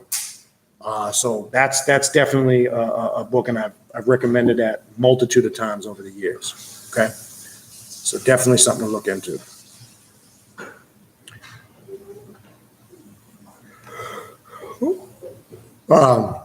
Yes, Mystic Moon's question: is it possible to separate the religious ties of Santa Muerte and work with her roots as Mixteca Quixota? Yes. That's what I've been showing people. And I think you were in the class. When you get into her Aztec and Mayan roots, I refer to her as simply connecting with the aspect of the goddess of death, right? Santa Muerte, right, which is just the Spanish term for the saint of death.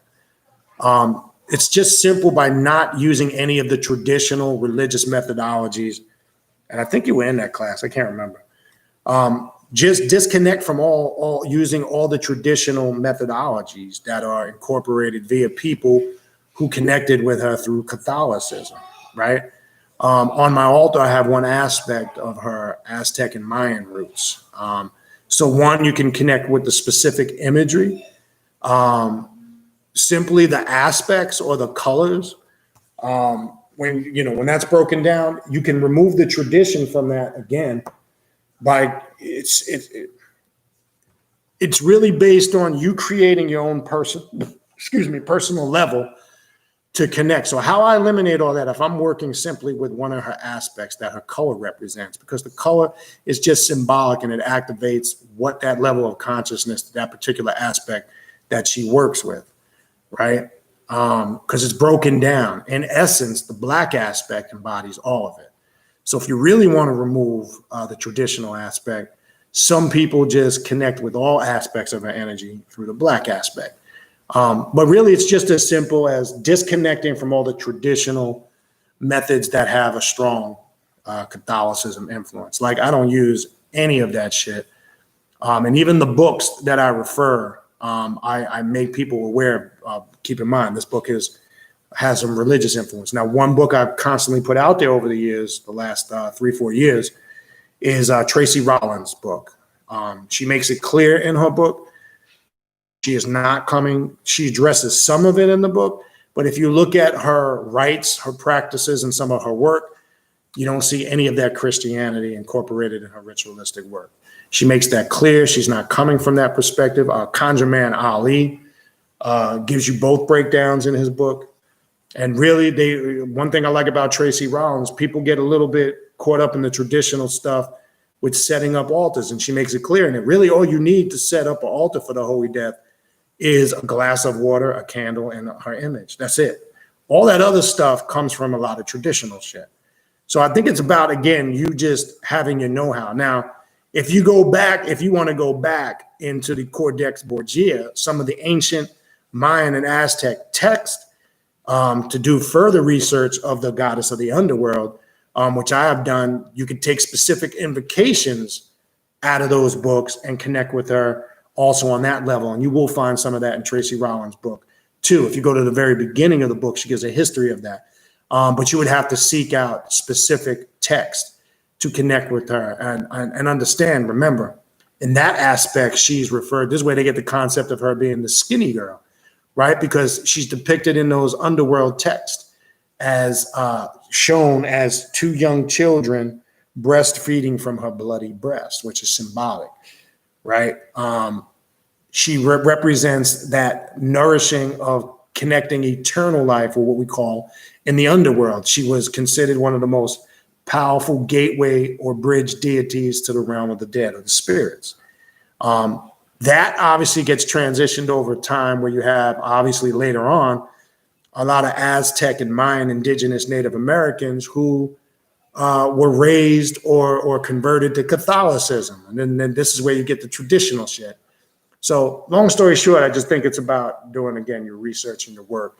And you're going to have to kind of shape that. There's not really, I don't really think there's a large group of people out there who work with her from that perspective, to be honest with you. There are. I know a few, but it's very limited. I myself, I don't incorporate any Christian imagery or Catholicism imagery in any of the work that I do with her. It's in none of my invocations. I make sure there's a complete disconnect from that. On my altar, you won't see any images of that. Okay, nothing, no crosses, no connection with St. Jude and all that. That's all it's kind of like another form of Santeria when you really look at it. So yeah, that's kind of how I would approach that. Okay.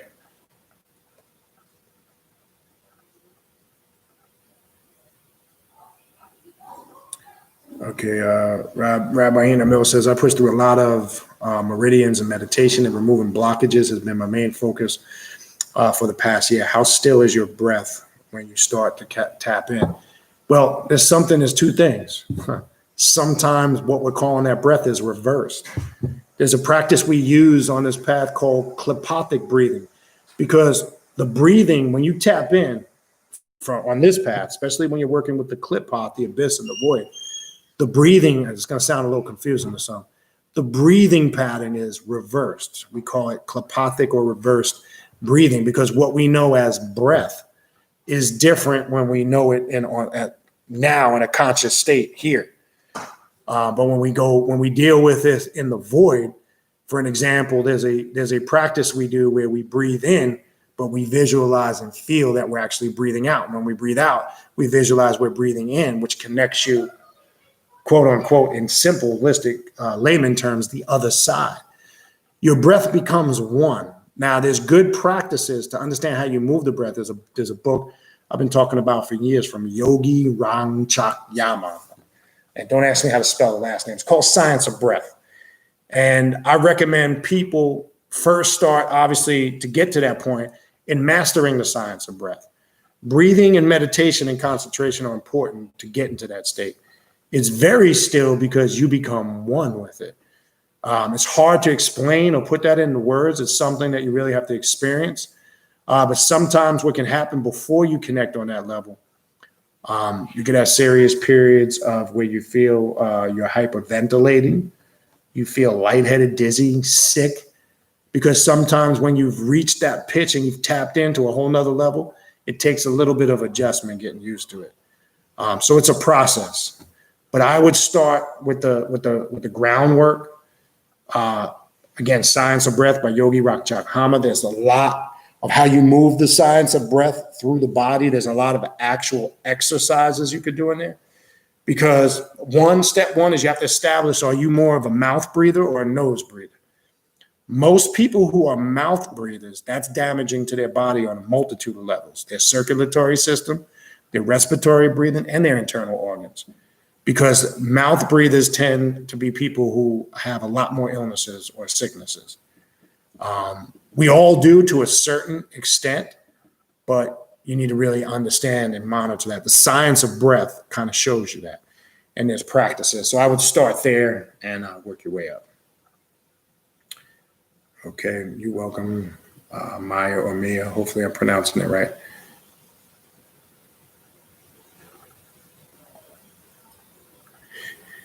And that's true, Rose. I know that you probably typed that in earlier. Santa Muerte is not religious. She is the underworld, condemned by Catholics and Christians and others. But here's the funny thing.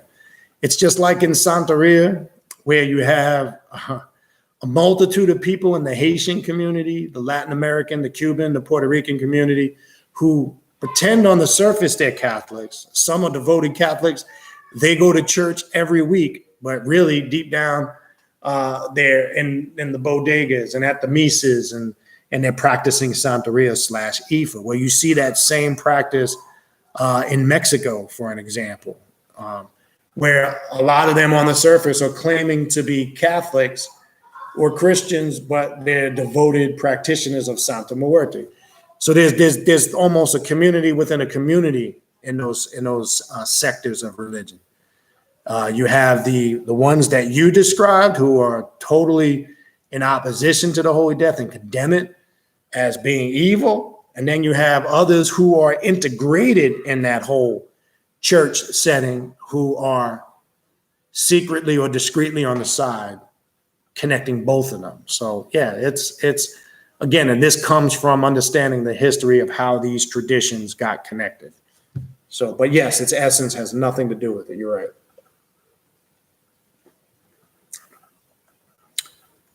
B. Amos, 85. And you talking about the relationship thing. Yes, I sense somebody. That's why I was talking about that. And I know that's probably going to touch to a lot of people. So yes, you have to address that. Look, I ain't telling nobody to go, destroy their relationship or their marriage. But I'm saying if there's a problem, you need to address it. Because you're fooling yourself. Because what's going to happen is you're going to get at that fork in the road. And sometimes people, rather than looking and seeing the fork coming and preparing to deal with it, they just wait till they get to the fork in the road. And then unfortunately, sometimes you get to that fork, one goes one way, another goes another way. And that's just the way it is. I ain't going to sit here and philosophize it and, try to sugarcoat it and make it fluff. I'm telling you this from experience too. In the past, I probably had to let go of two before where I'm at currently right now, going back to the early 90s. And that was a tough situation for me. I had to release a woman at that time that I felt I was deeply in love with, but I had to part ways. You understand? Because I saw where it was going. It was catastrophe. It was dynamite waiting to explode. And then it happened one more time to me in the early 2000s. And look, sometimes in pain, there's growth. It sucks. In death, pain, there's growth. And I'm saying, and coming from that, not just because I'm randomly saying it, my life in that area hasn't been perfect. It takes a while to get to a point where you're right in that department. That takes work. But I had to be real with myself. I had to cut it. I had to let it go. Wasn't pleasant. It was, like I say, it's tough depending on where you're at. Now, if you're having issues and you're past the shit and you're just like, fuck it, I'm done with it, then it's different. Then it's easy just to, boom. I've had a few of those where out the gate, no, this is out. Ain't no attachment here. I can cut this shit off. It ain't nothing but like taking a knife and cutting a goddamn turkey sandwich and get rid of it. I can get rid of this. So there's different levels of it. But it's something I've seen over the years that poses a huge problem for people that are on this path. They're in toxic relationships because they stay in these relationships and they're with an individual who does not understand the path that they're on. That's going to be a problem. Okay? I said at minimum, a tolerance and an understanding to the point where they're not going to interfere with your growth. They're not going to cause fights and arguments and disruptions in the household, the relationship, or the marriage. You can work with that. And I know many people in that situation. Okay? For an example, I consider my wife personally, she participates in certain aspects of this path. Certain paths she doesn't really care to bother with. But the upside is she's not religious. She's not Christian. She don't believe in any of that shit. And she fully understands this path and doesn't interfere on any level of what it is I do. So that works. I found it to be more effective to have somebody that's kind of there, but not identically the same as you, because that can control problems. Because then you got two strong-minded people, and we know how that can work sometimes. So you got to find your niche. But I will tell you this, despite all that, if you're with somebody that's in complete opposition to your spiritual path, I'm telling you, I'm not going to bullshit you. Don't fool yourself and think you can change it. Don't think it's going to change over time, or you're going to fix it, or you're going to convert this person to think like you think. Nope, ain't going to happen. So just understand, be clear to try to avoid that. So yeah. Yep. Yeah. There we go.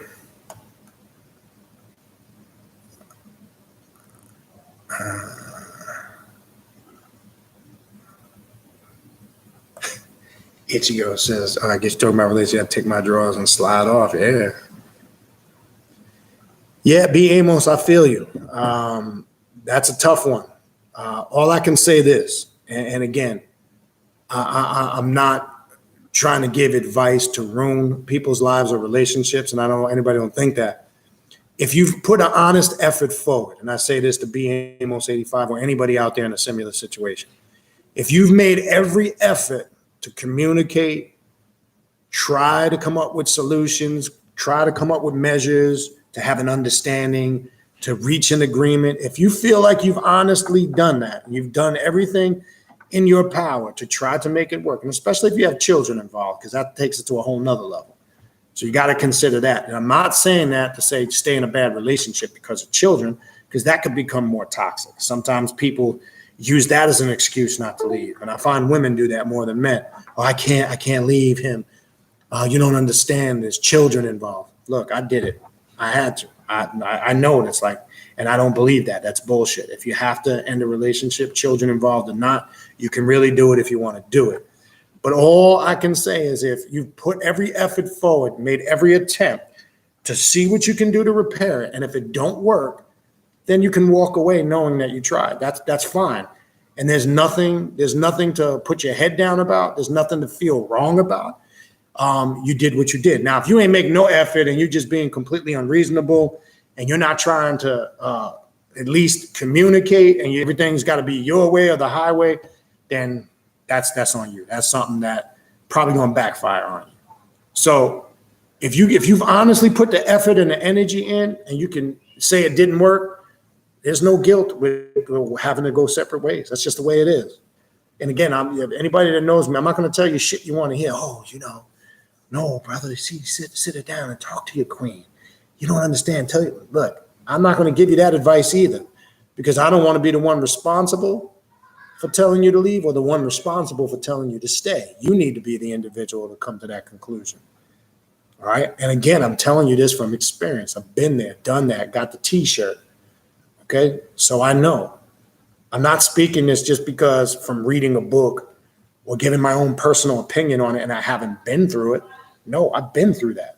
I know what it's like to be in a relationship for several years and have to just terminate it because of personal differences. It's life, people. Shit happens.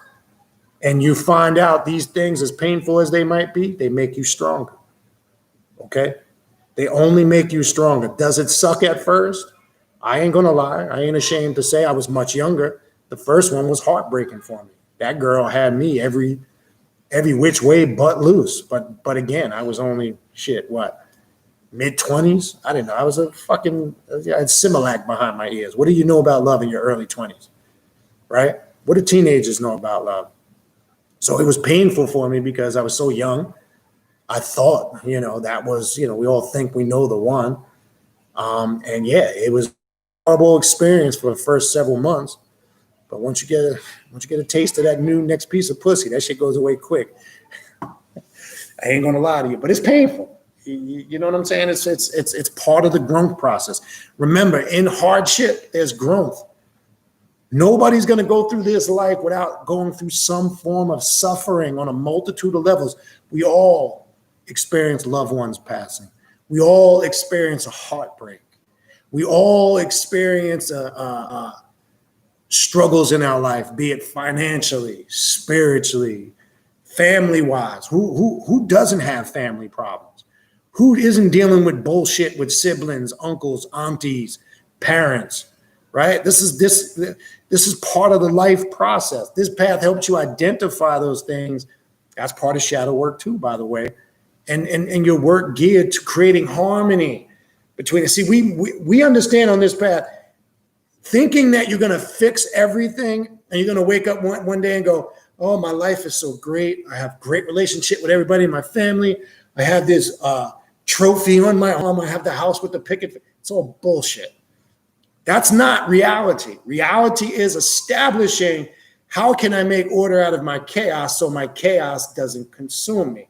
Because chaos will always exist. It will always manifest. But how do I gain the knowledge to make order out of it? See, that's the difference. That's our approach. Whereas other systems teach you to meditate it and pray it away. And don't worry, brother, you're going to wake up one day and everybody's going to be unified, one love. And listen, not going to happen. They've been talking that shit long before we were here.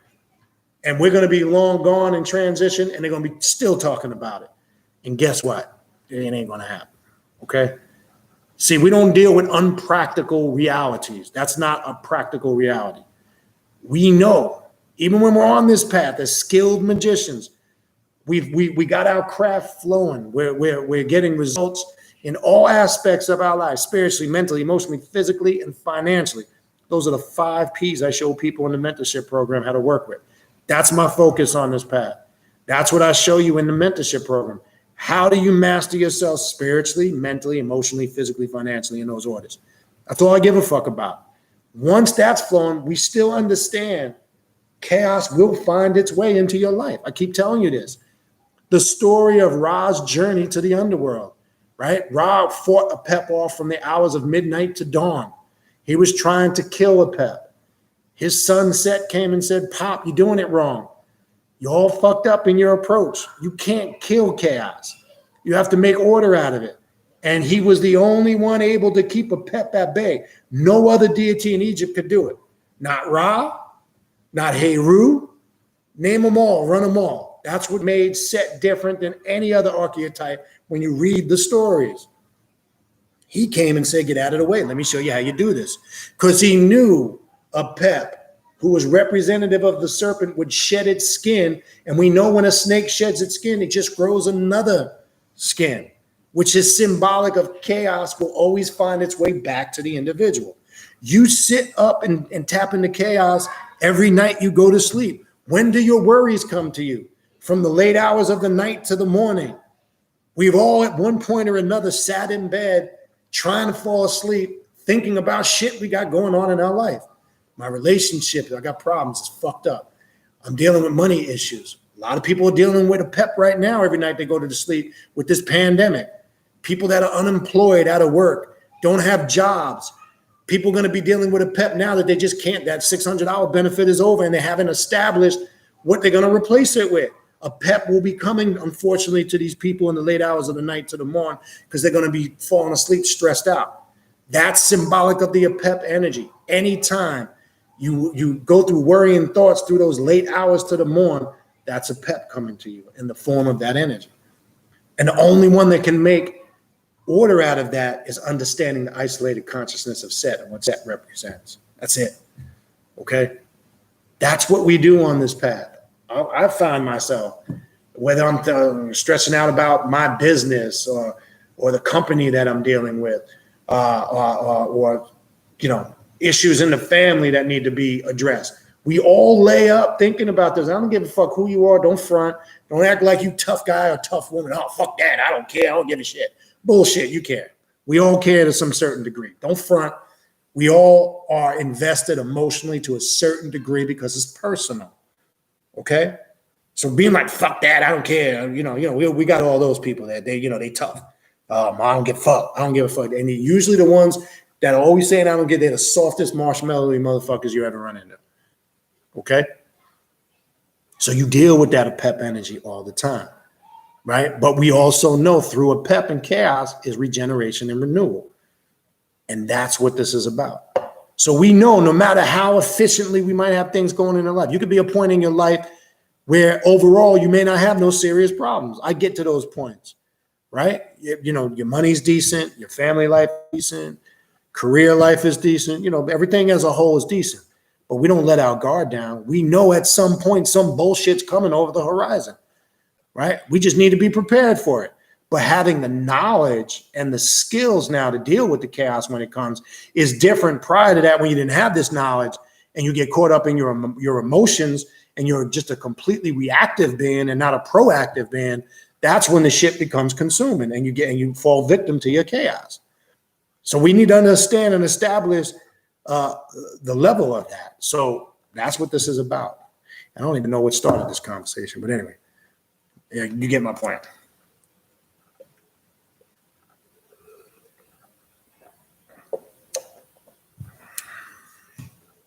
All right, what else we got?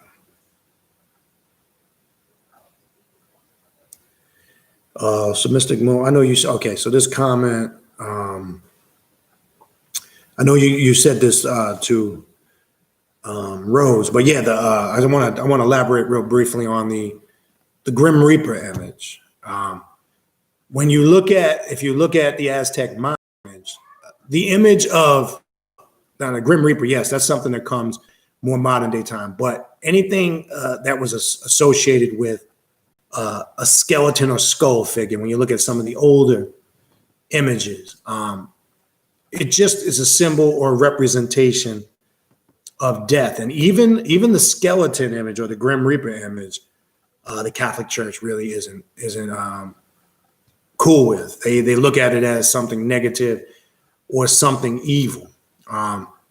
But you have to understand, whether it's Santa Muerte, the Holy Death, whether it's one of the other archetypes in the Pantheon, nobody knows exactly how they looked or how they were depicted other than what we see recorded in the text. Like, for an example, in Egypt, we're going to go off the images on the wall. I think what's important is to establish your personal connection. The imagery should just be the gateway to that. And then when you go beyond that, I find that kind of supersedes, and what you're really tapping into tends to manifest itself. We need to have that understanding because, again, the research, the history, the information is good. But I think the more important thing is, if you get too distracted by that, it's gonna affect your personal connection. You've got to connect on your personal level. That sometimes may not be in line with either or one of those things. I've seen that before too, because you're tapping into the power of your subjective mind, which is a little bit different. So important. All right, so what else we have? Okay, I'm gonna open that up. Where'd it go? Shit. Okay, so I highlighted in a link, because sometimes YouTube will block it. I don't do that. Depends on what it is, unless some idiot you got to kick out of the room like earlier. Rose Sanchez posted a link, well, not a link, but she mentions a YouTube channel by Yusuf Asal Santa Muerte. I think I stumbled across that, so I put it up there for people. Justin Time says, he says, I married some toxic good pussy for 7 years, and now I'm getting divorced because I asked Spirit to reveal that, and the mask came off with the quickness. Yeah, I mean, that's a tough thing, but better now than later. Still, I mean, 7 years is 7 years, and sometimes we stay in it because we've been in it so long, and we think, oh, I've been invested in it so long, and it's that fear of starting over again. I'm telling you, my first one, shit. One I'm talking about, I had 13 years invested in that. So I know 13 years. And that's my oldest son's mother. She passed away in 2011. So, you know, I don't talk bad, because I've actually have communicated with her spirit many times. And I've actually made reconciliation with her since she's transitioned. It was ugly prior to that, leading up to those points. I think I could be here telling you stories about that, because when they get to that other side, they see things totally different. I'm just using the term other side so people can relate. When you communicate with spirit, when they get on the other side, it's very common for them to express what they didn't understand when they were here. That's a powerful experience. But when you're dealing with it on the physical, in the case of like Justin Time is writing, yeah. Shit happens, man. I feel you. 7 years, that's a nice amount of time. But at least you were made aware, and then you try your best. I always suggest to anybody, male or female, if there's children involved, please don't put the children in the middle. They ain't got shit to do with it. I know that from experience, because that was the fight I went through. Where my oldest was being put in the middle of that, and it's ugly, and they ain't got shit to do with it. Don't torture the children like that, because you take away from them. And I've always said, regardless of what I went through, I always took care of my kids.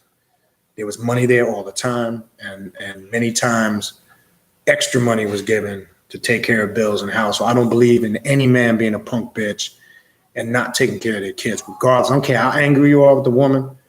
I don't care what's going on. You take care of your damn kids.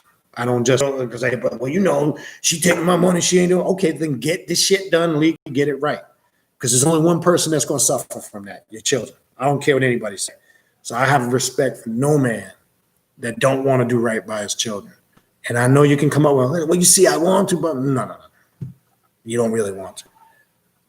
I went through it. I went through the drama. I had to go through the legal route, because I tried to handle it without the courts, and simply to go to a notary republic. We had written up an agreement, because I didn't want to involve the courts. I didn't want to involve the legal system. I wanted to work it out with her personally. We agreed on a certain amount of money. All of those things worked out for a short period of time until seeing my son was withheld from me. And then I had to go the legal route. Didn't want to do it. Had to have the papers served and the whole nine. And I'm telling you, I did it. I went into the court, because if you know, and you should know, most courts have a legal library that's free for you to use. And I filed petition of custody by me researching it myself. I didn't even get a lawyer. I did it myself. Got the paperwork from the court, went to the court library, studied it, and filed it myself. So I didn't have to pay an attorney all that money.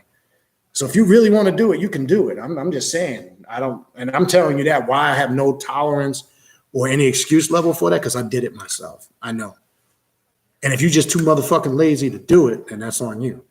Yes, when you get those petition papers, when you're dealing with children, they can be confusing. There's a lot of legal language in there that If you don't understand, it can be fucked up. That's why you go to the law library in the courthouse, and do your research. All the information is free. So they don't tell you that. We automatically think we got to go get a lawyer and spend thousands of dollars. And as a man, I'm telling you, the judge looks at that a whole different level when you do it, because it shows, because we know, let's be real, out the gate, we're probably in a disposition as a man. It's tougher for us when it comes to I'm talking about to the custody stuff, regardless of your scenario situation. That's just reality. Anybody knows that. And a woman, be honest, she'll tell you the same thing. But look, it's about, again, it's about knowing what the fuck you're doing. But yeah, I feel your pain, brother. So hopefully, that all will pan out. Okay. Yeah, you're talking about getting the scratch. Naga. Now, I still have my pot, but I'm not really active anymore. And there's 2 videos I did, and I talk about that on the Palo Monte and the Palo Mayembe video. I still in touch with my godfather, Javier. Still talk with my godmother frequently, but I'm not really active in them circles no more. I've given those up. But whether it's Ifa or Santeria, as far as my cauldron with my warriors, my Alegua, I still keep that up. Whether it's my spirit of Salabanda in Palo, I acknowledge it and work with it, to an extent, but I'm not involved in the traditional aspect like I was years back. No, I don't mess with that like that no more. Because I found you can still connect with those energies. The way that I do it now wouldn't be accepted in traditional, whether it's Palo, whether it's Santeria / Ifa, or whatever. Any of those traditional systems, it would be considered, you can't do that. And I've said, no, that's bullshit. You can, because I've seen the results. And to me, I don't care what you do as long as you get results. Even if somebody looks at it and says, oh, that's not right. Oh, you can't do that. That's not the correct way to do that. Usually a traditional person is going to tell you that shit. My godparents and my godfather in Palo, they fully understand my position. They've voiced their opinion. They don't fully agree with it, but I still hold that level of respect. And that's all you can do. You move on. Same thing I gave up. And I'm going to say this was all around early 2003 is when I pretty much walked away from all that stuff. But I will maintain, implement even my baby, my medjays. I received my twins in Ifa. I'll maintain them because I still work with it, but not in the traditional aspect. I don't necessarily have to do the things that are traditional. Some say, well, you can't maintain certain spirits if you don't feed the spirits with blood. That's your thought. That's your opinion. And through tradition, yes, but I found that not to be true. There's other ways you can connect with the energy, and it's personal. A lot of that feeding is something that's required because there's a lot of money involved in it too. But I posed the question and never got an answer to this. And I remember, for an example, when I received my medjay, that was a lot of animal sacrifice. And it was overwhelming to me. I'm not going to lie. That shit was a little overwhelming to me. And I remember in that particular ritual, and 2 of those chickens, you had to eat them, literally. And I just never understood. I know what they tell you on the surface, that all of that blood sacrifice is the offering and the process of how it works and how it's sent to the spirit. I get all that. But if these spirits are powerful on that level, why do they really need any of that shit? And I don't ever get a logical answer. Oh, see, I get the traditional answer. I get it. But really, if these spirits are so powerful, why would any spirit need to drink blood, right? I'm not talking about, we work with blood offerings on this path, whether we anoint the sigil, because we take a little bit of the life substance and we use it kind of as a conductor to open a porthole or a dimension to another realm or energy. I get all that. But when we're taking all these animals and it just became a little overwhelming to me. And it was just, to me, it was just a little too much. Even in in a lot of the rituals, it's, if you're not into animal or blood sacrifice any of those paths is not the way to go for you, whether it's Ifa, Palo, I get in voodoo, I get emails all the time. Oh, you think I should get initiated in? I'm not going to tell you that. That's up for you to make a decision. But I will tell you this. You will not be able to be a full practitioner on this path, because when you go into a traditional house, whether you find a Polero, whether you find a godmother, a madrina or a padrino, whatever it is, you must abide by the rules of the house. And you're going to have to stay enshrined in the traditional practices. And as I said before, for an example, getting crowned, there's a year probation period that follows after that. There's a whole bunch of rules and regulations and restrictions. And people don't understand that because they get more fascinated with the concept of getting initiated than understanding the initiation process in itself. Okay? So that's important to understand. Okay? As long as you're willing to make that commitment, then if you want to do it for that reason, because you want the experience, you want the understanding, but know this, you can't just do whatever you want, where this path gives you the liberty and freedom to explore and experiment as you see fit. You can't do that when you belong to a specific house. You must follow the rules and regulations, and you will be booted out. Now, nowadays, to get crowned, shit, when I did it back then, Oshun was running $5,000 to $6,000. I'm going back 20 years. Now I'm hearing they're charging 10, 15, 18, 20 grand. Even getting scratched used to be 1,000, 1,500, 2,000. I'm here, they're jacking those prices up. Then you got to worry about the criminals that are out there that are doing it for the money. You know, you got to be careful that you find the right teacher that can guide you. When you get involved in those practices traditionally, you need to be with somebody hands-on. And it's got to be somebody you can trust. And I've heard horror stories over the years. Again, I've said many times over the years, I was fortunate. I was surrounded by people that had honesty and integrity. And the stories I'm hearing the last 20 years is people mortgaging their house to get crowned. That's fucking nuts. For what? Just to say you have a title to get crowned?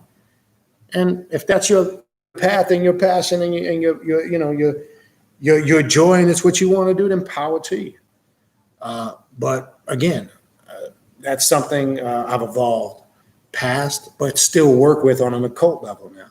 You can work. I get this all the time. And I address it in both of those videos, not to stay on this too long. But in those two Palo videos, understand the difference between both Palo Monte and Palo Mayembe, and understand you can work with those energies. There's many ways you can work with the sigils, the spirits, activating the energies, invoking them. Remember, where it's about you are in control and command the spirits. They won't tell you that in those traditions because you have to go through a certain level of this. You have to be initiated. If you accept that, then yes, you do. But I'm here to tell you, you can still get the same results if you know what you're doing. The traditionalist will tell you, no, I don't give a fuck what the traditionalist says because I'm not in that and stuck like that no more. Okay? So, yeah, I would check out those two videos. But yes, your Nagapot has its lineage, right? And that's something I always like to ask people, and that's not something you talk about openly, but whoever your godparents, whoever the Polera or the Polera that is your instructor or has taken you through the path should have a rich history of their pot, right? It should take them back, to the roots of where that practice has its origin. And you learn that. And this is why I said in those videos, be careful of these online Palo gurus that tell you they're going to make you a Nagapot online. I saw one dude, there's a Facebook page called Santeros Exposed, and I put this out a while back.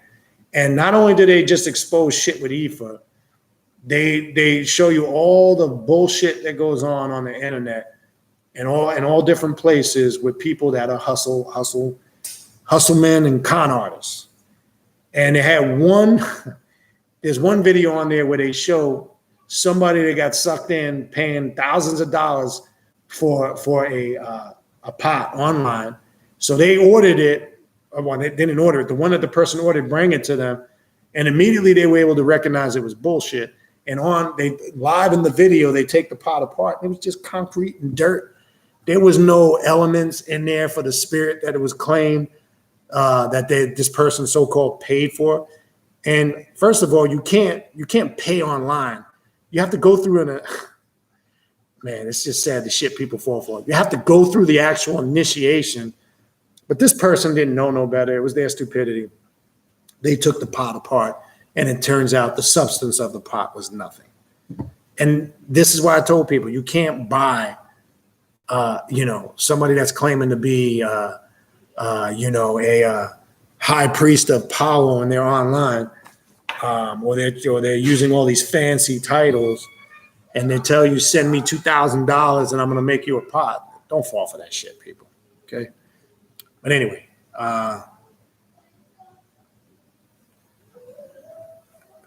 let's continue on. This is a good question here too, by Rabbi Ina Miller. It's very important, in my opinion. And anybody that's done ritual work with me here as a group, when we do the rituals down here, any rituals we do that were written in those original language, be it Hebrew, Arabic, Old Latin, etc., we always use that. The reason why it's important, especially when you are calling upon the names of some of the deities, because they carry different tones and frequencies.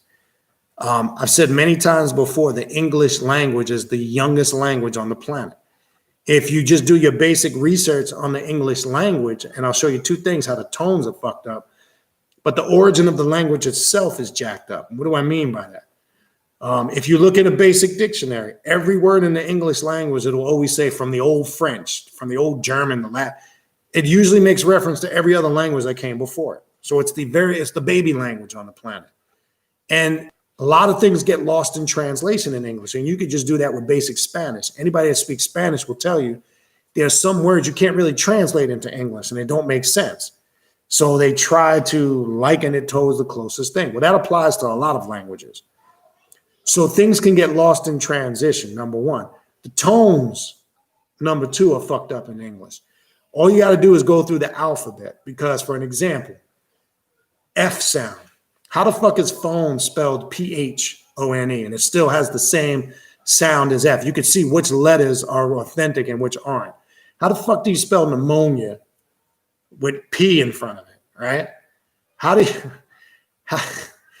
can the C sound be the same as the K sound, right? How can C be also the same as the S sound, right? It's a soft C, and there's a hard C. Then what's the purpose of the K? Because K can be a hard C sound, but then you could spell the word no with a fucking K in front of it, right? And there's no sound in the K. You wonder why these kids are confused when they learn, right? So how come it's not kano, but it's no? The K is silent. Why? You understand? So there's things that are lost in transition, and this happens in every language. So I always encourage, when we do the invocations, from a lot of these grimoires, and we connect with them, I always try my best to keep it in its original language. Now, obviously, you should start out in your native language so you understand it. Obviously, you just don't want to go doing it like when we do the 19 eternal words of Set, which is in a combination of Latin, Aramaic, German, because some grimoires use the combination of all that. You will see the origin of all those languages. We'll use that, but you should understand it in English first before you proceed going that route, because it wouldn't make sense if you're doing it, you don't understand what you're saying. It makes no sense.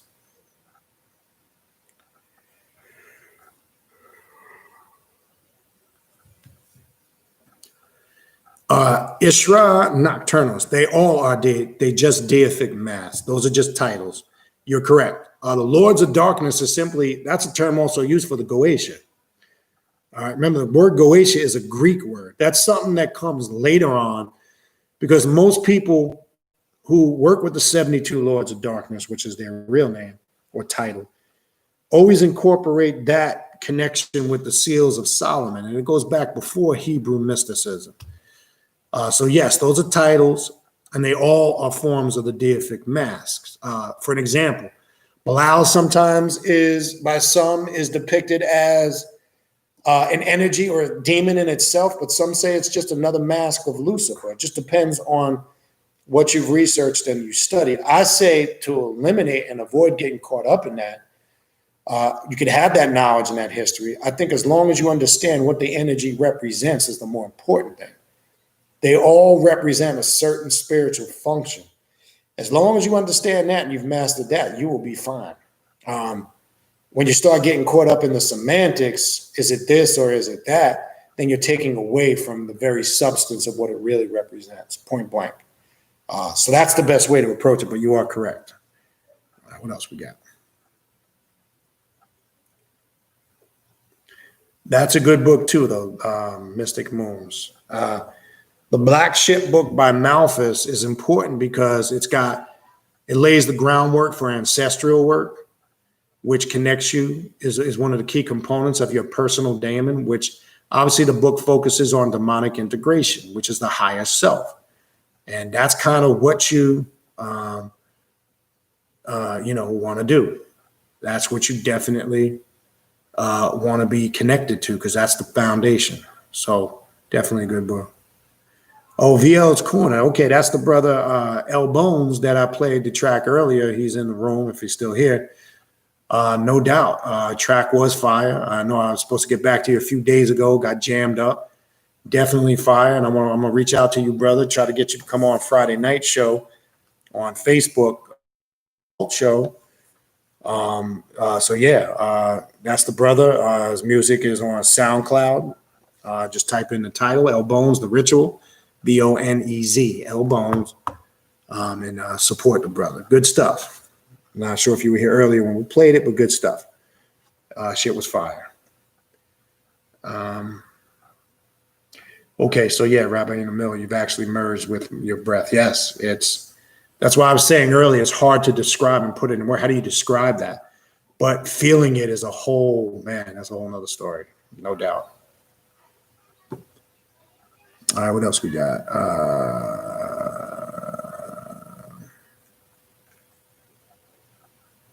What did I do? Hold on, people. Things skipped. My bad. Shit. Let me see if I can find my spot. Okay, here we go. I found it.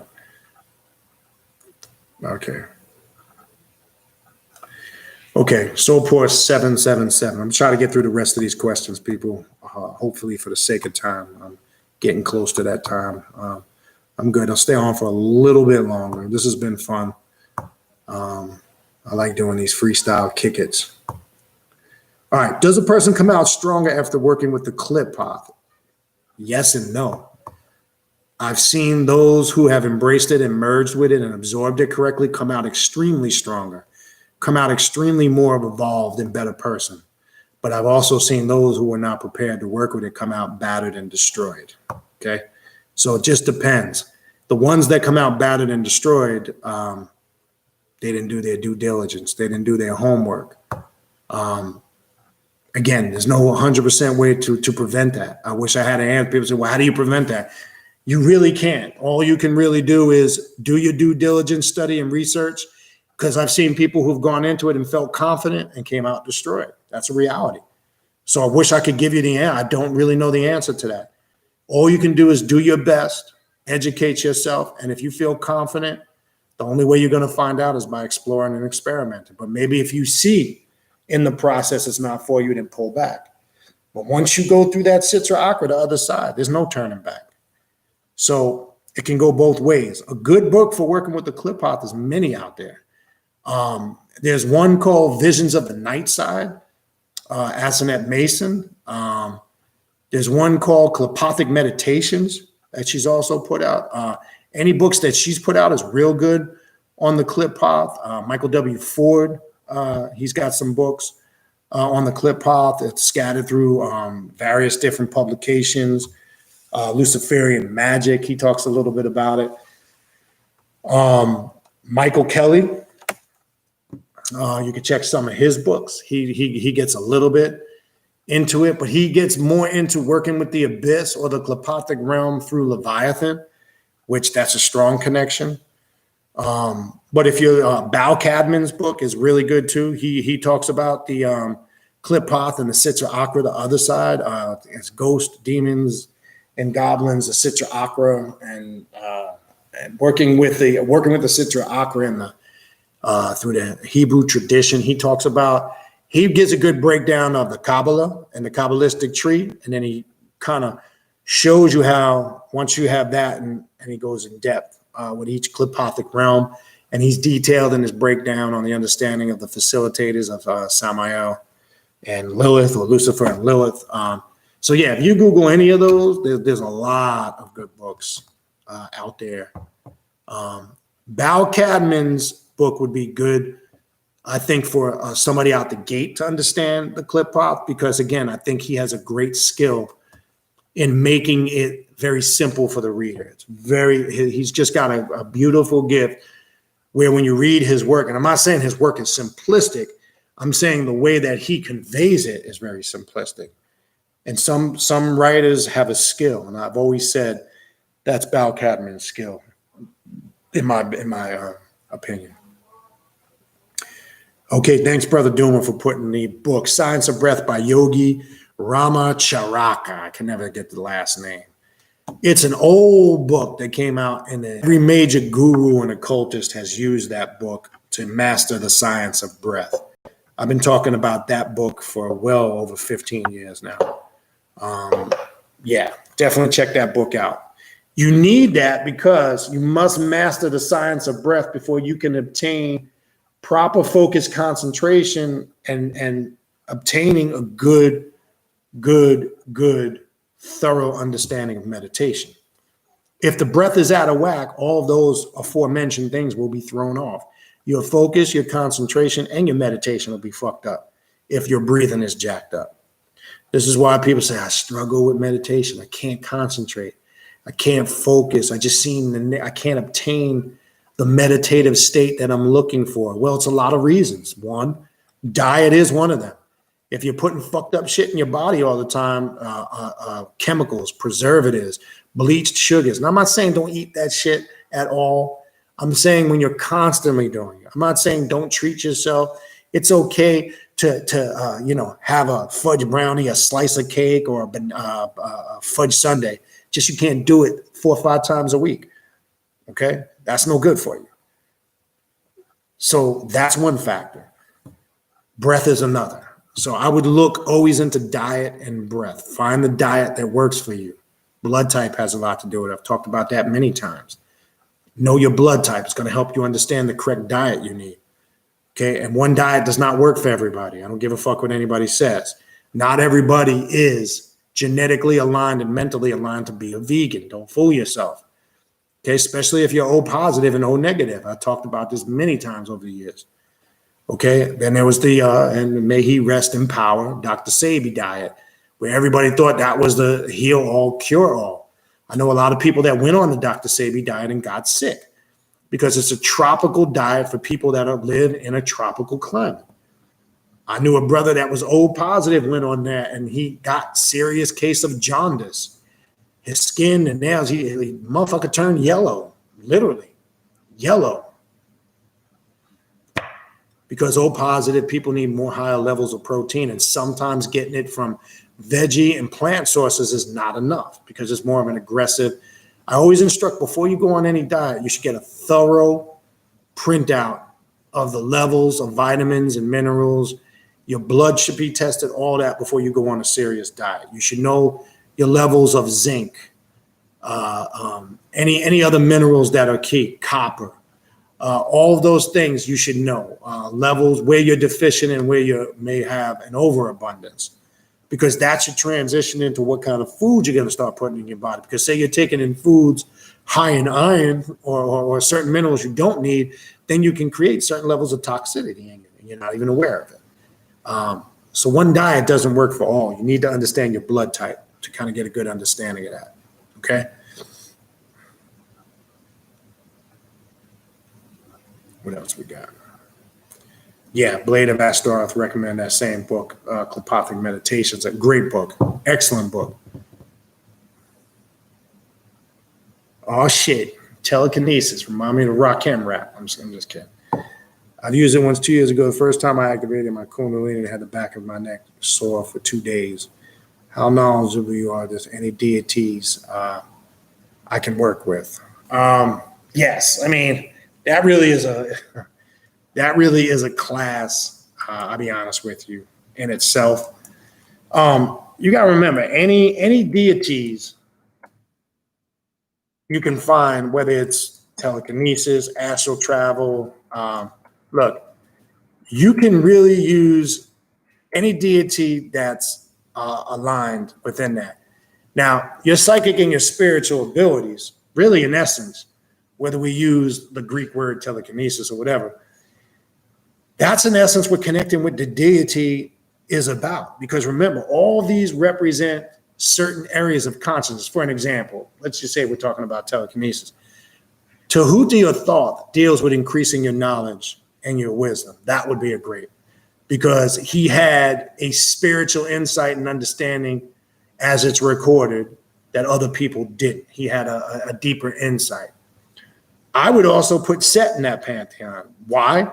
Because Set and what the isolated consciousness represents, it goes against everything. For an example, it's not about becoming one with the universe. Set is the complete opposite of that.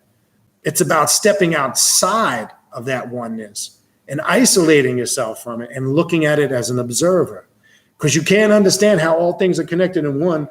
Watch this, it's going to get a little fucked up until you separate yourself from it and look at it as the observer. Because other paths keep teaching it's all connected, we're all one. Peace and love, the universe is one. Sounds good, but how do you really understand that until you separate from it and observe it from outside the box? That's what Set did, and people can't connect to that. They don't understand it. What does that mean? It's not really something you can put into words. So we strive on this path not to be one with the universe, to separate from that oneness so we understand our individuality. And two, then we can observe and see how all things are connected. So this is why we say all things are connected, but they're not. Because your uniqueness is what makes you unique. And if it was all the same, then what's the real overall purpose? We're different for a reason. But the question is, do we understand what that reason is? No, we have different interpretations of that. What else we got? So, yeah, I mean, telekinesis, again, enhancing your psychic and spiritual abilities really is the ultimate goal overall on the path, whether it's clairvoyance, whether it's telepathy, psychometry, intuition, all those things you find when you're working consistently on this path, those things just start to naturally evolve within you. You start having clearer insight. I find this over the years, answers to questions just come. Even if I never really studied a subject, this happens a lot. You might be in a conversation, you might have heard about it, you might have been familiar, then all of a sudden you start sensing answers. Where are these answers coming from? It's because that's confirmation you've tapped in to an energy source that's beyond the physical. Whether we call that telekinesis, telepathy, whatever we want to call it, all of those are your psychic abilities, right? Everybody has them to some degree. It's just it takes other people certain methods to bring it out where it can come easier, and other people it takes more years of practice and hard work. So it just all depends. Okay, what else we got? All right, what else we got? Not your drugs. Donald James. Yeah, I'm going to try it again. I know I want to get back with you and the other two brothers. Montu Mercury, Set Typhoon. I got one new brother I want to bring on Friday, and then maybe get one of you guys and then start rotating you guys, because I want you guys to come back on an individual. But I get back on that.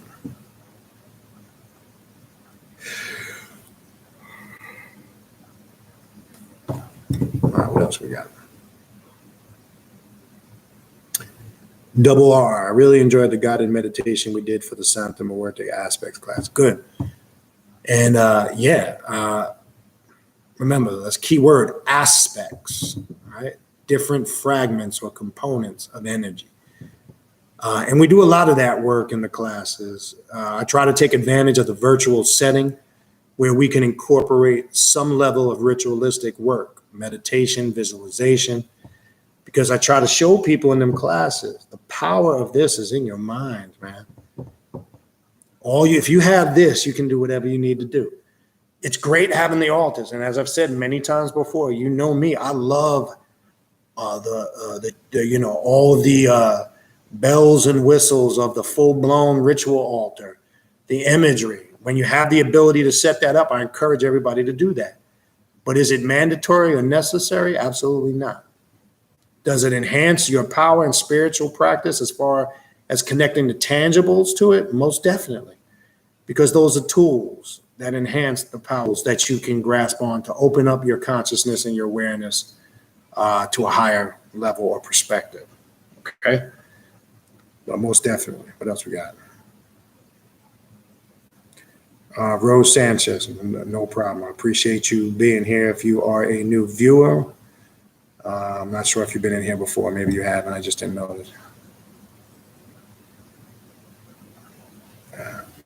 I try to give you guys the right advice. Again, I always say this. I don't tell people what to do. That's not my job. It's not my job to tell you what to do and not to do. You need to make that conscious decision for yourself. But one thing I will not do is bullshit and sugarcoat things just to tell people what they want to hear.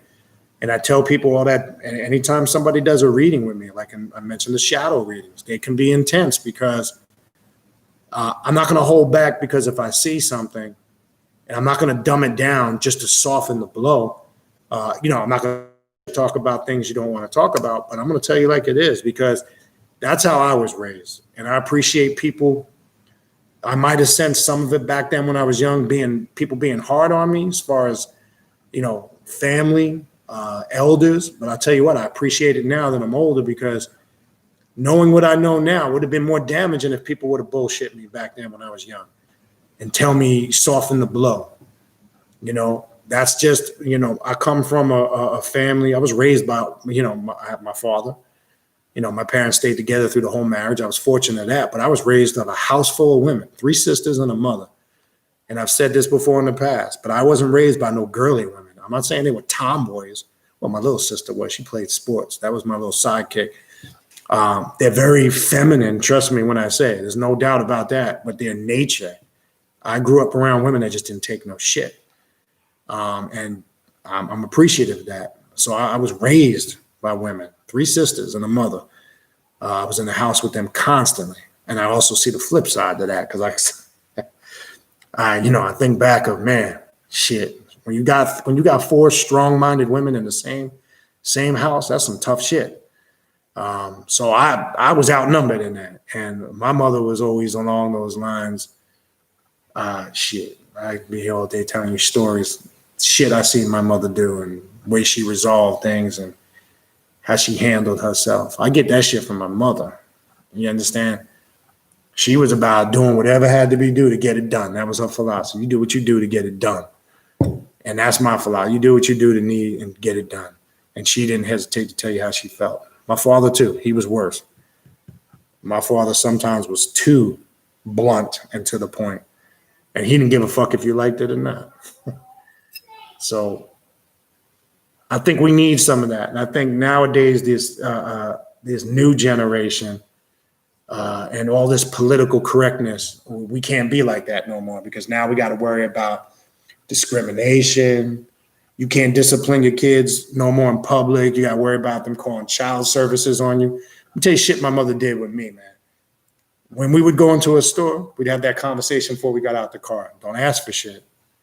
And I remember one horror story, and that's a true story. We go into, we used to call it the drugstore or the pharmacies. I mentioned this one time before in a video back in the past. I don't know if you guys remember. I'm telling my age now. You remember them plastic bags with the army men, the plastic army men? They didn't do shit. They was just imposers. Remember they used to come in that big ass bag. There was like 50 or 60 in them. Well, I never forget one day going into the drugstore with my mother. She had to go in there and grab a few things. Don't ask for shit. That's a polite way of saying we ain't got no money to waste on shit. So I went, you know how we are as kids. We start looking at things, and then we throw hints to our parents. Oh, grab this. Oh, this is nice. We're holding it. It's all to prep the parents. I watched my kids do it to me when they were younger. So my mother's like, "We're not getting that." And then I was like, "Well, I want it. You're not getting it. I want it. I'm not leaving here until I get it." I sat down. My mother grabbed her shit, and I'll never forget this. I'm sitting down. Now, mind you, this display is by the register. The register's by the front window. So you pay, you go out, you make a left out the door, and then you got to walk in front of the window. I never forget this. I never did it again after this. I was sitting there and watching. She's like, "Well, if you don't get up, I'm about to pay for this stuff and leave. You can just stay here." And I was like, and in my mind, I'm like, she ain't going nowhere. She's going to cave in. Man, let me tell you something. I sat there. I'm holding the bag on me, man. I watched her walk to the register. I was like, okay, she really going to do this? Nah, she ain't going to do this. She's going to pay. And then when I tell you my mother paid, didn't even look back, didn't even take a glance at me. I'm kid you not. You think she would just look back, take a glance. My mother paid for that shit, looked straight ahead, walked out. When the reality hit me was when she walked outside and I saw her ass walk in front of that mirror, in front of the window, I got my ass up and bolted, scared out my mind. I was probably about 6, 7 years old. I'll never forget it. She did that knowing I would come outside. Was she going to completely leave? But she knew I would come outside. She took it to that level. You can't do shit like that no more. Somebody sees that. Oh my God, that's so cruel and that's mean. We didn't come from an era of, it's timeout, Billy, get in the corner. You know what timeout was for us? An ass whooping, a belt. That was timeout. Okay, you got put over. Shit. Yeah, let me give you another one. I know I'm reminiscing, going off the subject. Remember when the light comes on? It's time to come in. If you grew up north, I don't know if that happened down in the south, but that's how we were raised. In the summertime, get dark around 8:30, 9 o'clock. We'd be outside playing football on the street, stickball. Well, this day we happen to be playing stickball. And, everything's right there in the street. My mother opened the window. Hey, it's time to come in. And I said, wait, Ma, I'm getting ready to hit. Woo. I'm up there thinking I'm cute in front of my friends. Here comes my mother. She comes downstairs out the house and she's got a beach chair folded. True story. I'm probably about 12 years old, maybe 13. 11, 12, 13.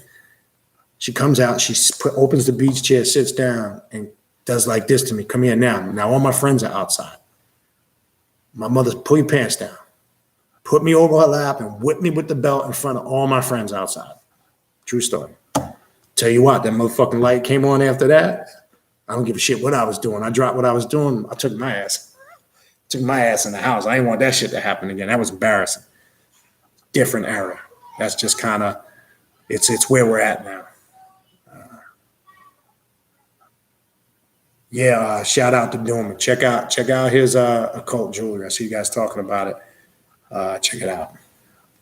Get with him. He makes good pieces. All right. Blade of Astaroth. Hey, Brother Manini, what kind of ways would you suggest to work with Tiamat during this chaotic time? Whew. Tiamat now. You're going into a volatile area. Now, remember, Tiamat was the one who was the facilitator and responsible for all chaos being birthed into the universe by way of her slaying by Marduk. So if you understand the mythology, right, you can tap into her power. She is the point of origin of all chaos. So we know it all begins in the waters of Tiamat, right? Because we know Leviathan, right, which is, when you take it a step further back, Tiamat emerges from that principle of continuity and existence I talked about earlier. But I think Tiamat is a great energy to connect with right now because we're seeing levels of chaos, on varying degrees. That's, on all levels. So a great way to work with her, okay, is remember, her slaying wasn't her death. And people don't understand that in the mythology. Because by, again, her slaying, her children were born, or the demons that were in the mythology that were dispersed to all areas, as they say in the mythology, in the universe. So a great way to work with Tiamat right now is help or get the understanding through her, through what she represents, of why this chaos is going on right now and why the levels of it. And how do I understand it and put it into perspective? Because though this chaos might look, very despairing right now on the surface, which is an illusion, we also know in order for great change to come, this chaos must exist. And that's why they say even Tiamat was a willing sacrifice, right? When you read the story. So how I would apply that to myself is, are you willing to be a willing sacrifice in the sense that you are willing to go through the hardships of change? We're all going through it right now. Our lives have been disrupted on a certain level. And it's great to work with her energy now because she can help you be proactive and react the right way and make the transition smoothly, because some people are struggling with this. Their lives being disrupted. Some people just are struggling with the fact that they can't go to places where they relied on so heavily to socialize, clubs and all the materialistic things. Some people are really struggling with financial hardship and loss, right? So I think understanding how she works, she's going to show you why change is necessary. And most of all, a word I don't think we like to use a lot because we know what it entails: sacrifice. Okay. I'm going through levels of that mentally and emotionally, but I tried to stay focused because my 6-year-old, he doesn't know no better as far as he thinks the world is normal. He's a joyful kid. He knows, well aware of what's going on with the coronavirus, but I create an energy through my understanding to show that doesn't define our world and this world. And that might sound a little complicated, but he's a happy child, a productive child. And one thing, he actually enjoys more the virtual schooling than physically being in school, because he says, quote unquote, I have more time with my family and to do things for myself. This is a 6-year-old kid saying this. He still interacts with children, control. We have certain friends and people we associate. So we still try to keep that interactive connection with the children, but we're all sacrificing right now. And Tiamat represents the great sacrifice. She was willing to lay down her life to give birth to her children. And that birth, all aspects, the demons that they say were her children that were birthed, really were aspects of ourselves. So you can connect with that on a multitude of levels. It's just, what's your perspective? And you can do this ritualistically and vision, dream path working. There's a multitude of ways to work with it. So it's a powerful energy, but it could be an emotional. She's known to incite a lot of emotional energy within the individual. So I would be careful of that. She can bring upon feelings of depression, because Tiamat went through serious depression. When you read the mythologies, betrayal, anger, rage. But then there's a love that you really can't explain in words that comes with connecting with Tiamat. I don't even know how to put that into words. But she also has a very vengeful aspect of her energy, where she likes to lash out, kill, destroy, and devour. And that can be used for a couple of ways. One, ritualistically, on an external level, but it can also be used internally within the individual that's working with her.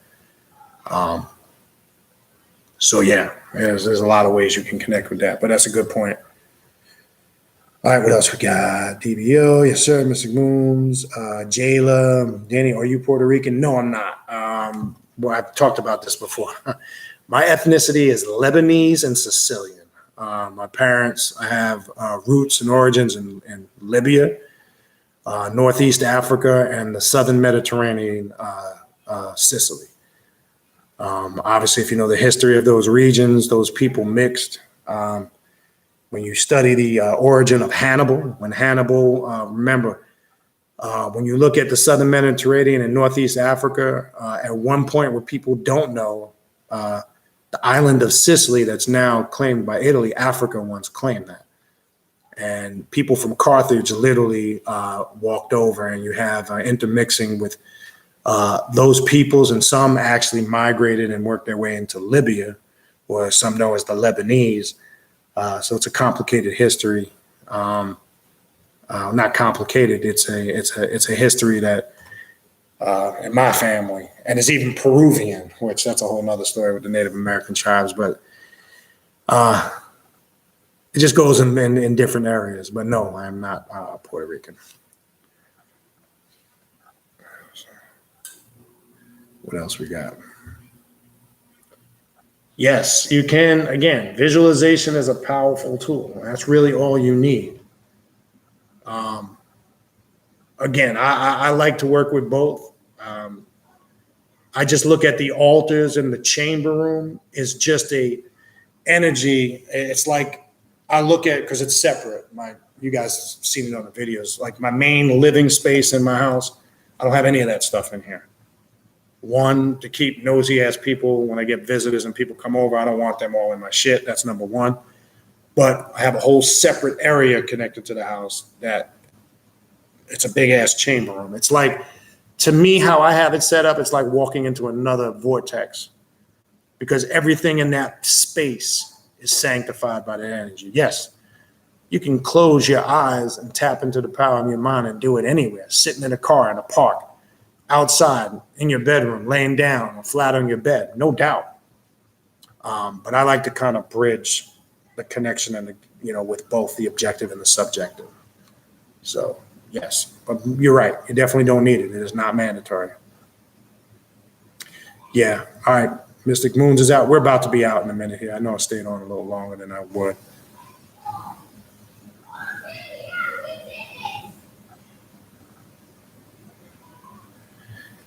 Yes, it's mind blowing how you were talking about initiation. I found a new spiritual place for items. Learned after talking to the man. He does cleanings, readings, and initiation. He asked me how long I've been practicing. I had a car accident. June 2000, I was trapped in my SUV. I remember seeing colors, was music like a choir. No one believes me. I didn't have major injuries.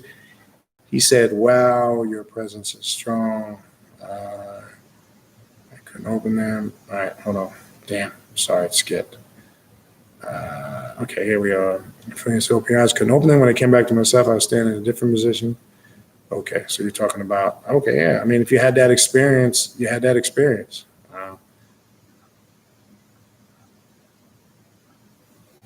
He could have. I'm not sure if that's what he was teaching you, but who knows? I'm not saying there's not good people out there. There are genuine people that have good intent, but I've watched the charlatans, the criminals, and the rip-off artists. And I know when you walk into a lot of these botanicas, it's like they can smell it. They have a system. I've watched how they lure people in. If they know you're desperate and they know you know nothing, they're going to tell you need to do this. Oh, come in here, let me do a reading for you. And then you do the reading. Oh, you need to do this cleansing. It's going to cost $1,500, but I could do it for you. You got a spirit that needs to be removed. That's the number one game. When they come out the gate, oh, you got a spirit on you that needs to be removed. Man, just get the fuck out of there. So you got to be careful.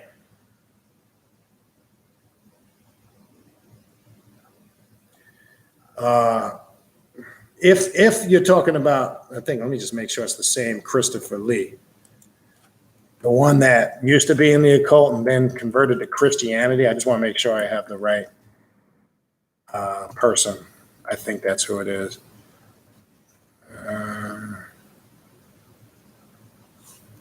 Hold on. I just don't want to, if it's the right person.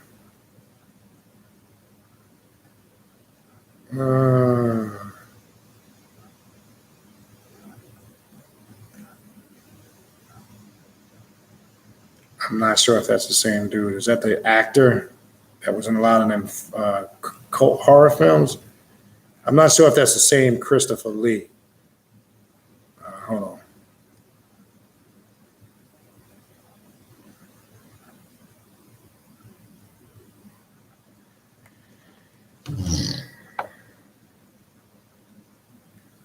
We talking about the Christopher Lee that played Dracula, right? I'm not sure if that's the person you're talking about, or I might be confusing him for somebody else. So I'm not sure if that's the same Christopher Lee.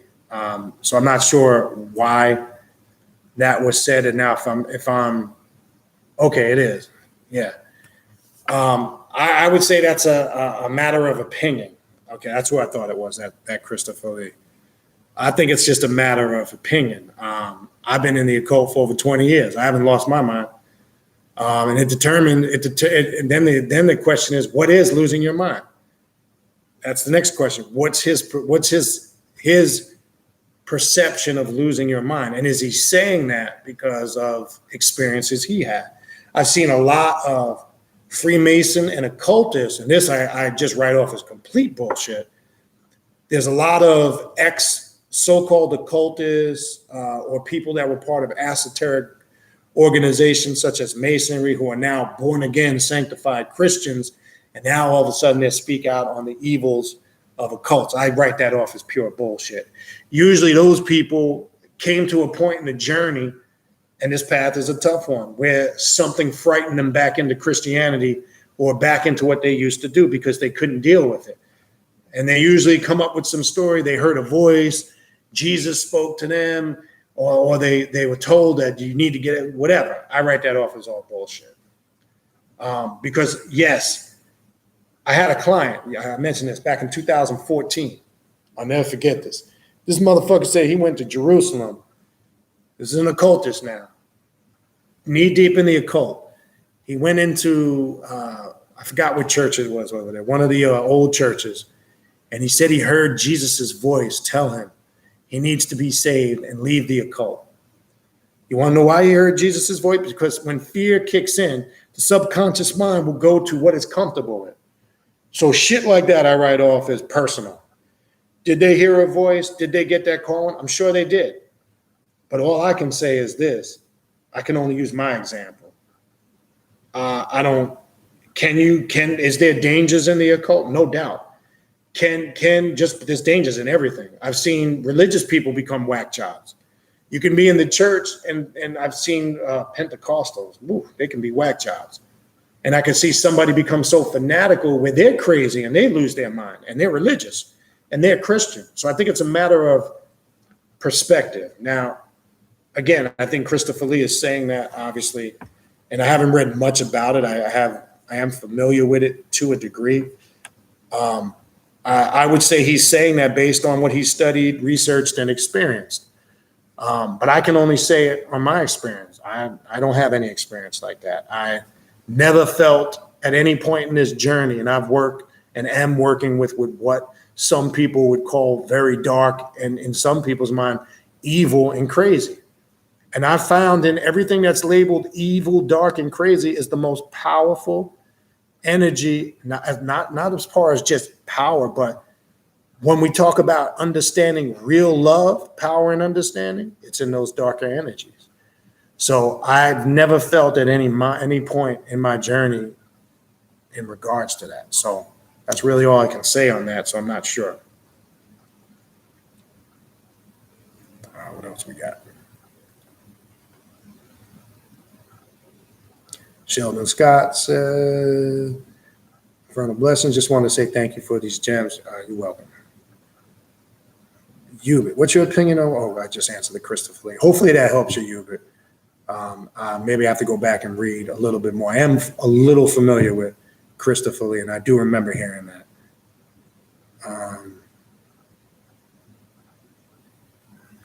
Ishra Nocturnus, is telekinesis using your astral bodies to move the objects such as an advanced form of soul travel? Well, it's using the astral, but you don't have to just use the astral to do it. You can use the mind, okay, in physical form. People can move, you've seen it, you've read about it. People can move objects with their mind. So yes, there's two forms of that. It's not, you're right, there is a connection to it as a form of, with your astral body, but it's not limited to that. All right, what else we got here? All right, I think we're almost at the end. Okay, a couple more questions and that's it. I think I'm almost at the end anyway. What about these comments in this space where the shit that's going on? Are comments spiritual because comment neo-wise is not acting like a comment? Well, man, you opening a vortex. when we're talking about extraterrestrial life form, and I'm just going to be brief on this because this, again, is a class in itself. Sometimes comets and shooting stars were not being told the truth. These could be, and I'm not going to put out conspiracy theories. I was just watching a ex-military pilot they were interviewing on Fox News. It was that Carson Tucker dude that just got accused of all that racist shit. And I was surprised they had it on there. A lot of these comets, shooting stars, objects that we're seeing in the sky, there's a lot of theory to support these are extraterrestrial spacecrafts coming in and out of our atmosphere.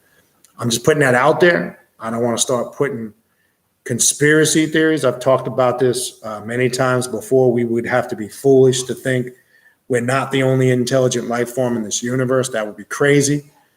And you're right. That comet is not behaving like scientifically what a comet does. So we can only speculate. I think by analyzing it, we can come to certain conclusions.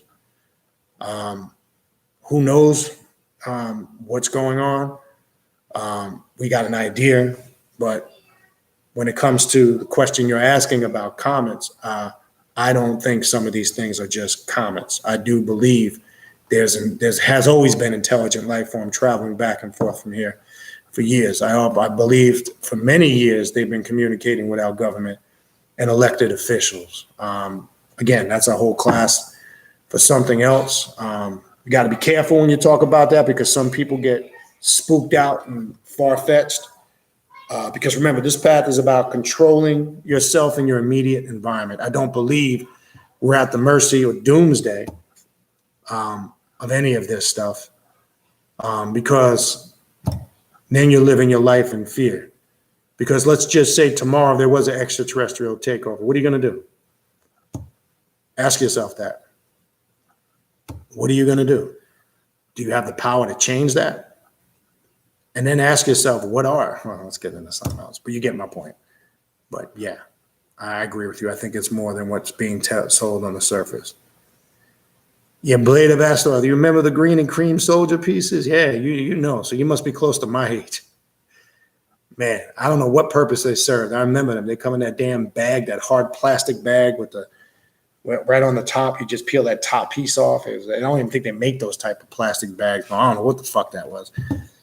But yeah, they were like what? I think they used to go for back then. Shit, I'm going back to the early 80s. That was probably back in, maybe late 70s. I might be going, yeah. Because I was about, when that happened, I was going to say I'm about 6-7 years old. So I'm going to say late 70s, early 80s. But they were about what, $2, $1.99? And you get about 50 of them motherfuckers. Man, we used to play with them inside, outside. I don't know what the hell it was. We used to have some crappy toys growing up. And I trip out on the shit these kids got now. They want all these high gadget, expensive items. Shit, I remember when for Christmas you got a football. Shit, you was in La La Land. That's shit we got for Christmas, a football, clothes, right? That was, crappy ass toys like that, but we were happy. You couldn't wait. Christmas Day would come, you get that football, be freezing your ass off. You couldn't wait to go outside and throw that football around. Shit, these kids now want smartphones and game consoles and tablets and computers and laptops. Shit, we ain't get none of that shit. What was that? I think the most high-tech shit we used to have back then, what was that, Texas Instruments? Oh, man, I'm really dating myself. Remember that shit, the Texas Instrument? They had those little learning toys. I can't remember what they were called. I think I got one of them one year when I was a kid. Texas, I just know it was Texas Instruments. I never forget that shit. What else we got? Tom Gray says, my grandmother was like that. She would say, you better not let the street lights come on before you're in the house. My mom and her siblings too. Yeah, man. That was the thing, man. Street light. You knew. And fucked up part about it is my house was directly in front of a street light. I was one of the houses on the block. It was smack in front of my house. And my house was like, we were like the spot where there was a whole 2-block radius, like the next block over, all the kids on that 2-block radius. And we would play stickball, football, running bases. Remember RCK, Run, Catch, and Kiss? Play that with the girls. Ring Alivio. knocking on people's doors and running. We used to do all that shit, man. But it always seemed like our block was the meeting point for the 2 blocks. So everybody was on our block all day, especially in the summertime, playing sports. And we played everything in the street, man. We played football, stickball, roller hockey. Roller hockey was big in New York back in the day, man. We did our share of roller hockey in the streets. And yeah, you see all kids playing that, black, white, Latino. Hockey was a big sport up there. It's not, it's big down here now. My little guy, man, you got to see this guy. I got to show you guys some footage. He's playing ice hockey right now. You got to see this kid, 6 years old. Kid loves the sport. And I ice skated a few times. I watch my little man ice skate, and I'm blown away, man. And I look at him like, damn. He's good at the shit, and I hope he stays with it. I love the sport. I know it's not a popular sport amongst certain. It is actually a big sport, bigger than you know. Crazy thing is Jamaica's got a hockey team now. They had a tournament down here last year of Latin American and Caribbean countries. It blew me away at the Panthers Ice Den where the Florida Panthers play. And that's where my son's in the Junior Panthers program for the kids. And, man, I saw teams come from Puerto Rico, Jamaica. Jamaica won the tournament, matter of fact.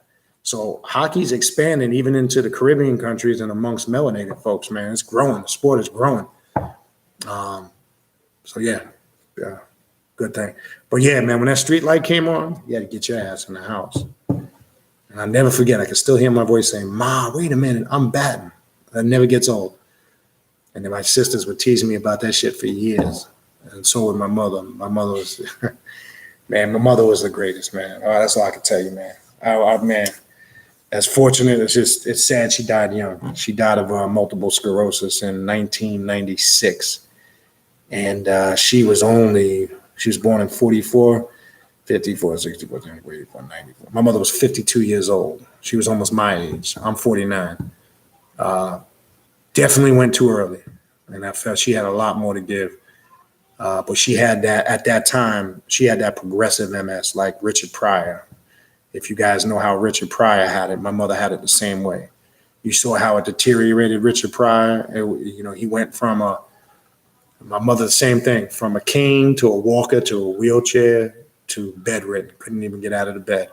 Couldn't even eat on her own. Was on feeding tubes. But I'll tell you what, we took care of her in the house. We ain't never commit her, never put her in a hospital, and we ain't never put her in a nursing home.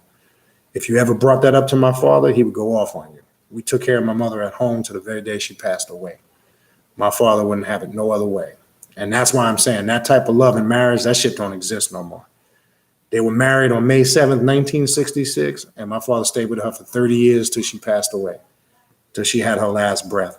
And he didn't get remarried until almost 18 to 20 years later, till we had to actually sit down and tell him it was okay to move on to something else, because that's the devotion and loyalty my father had.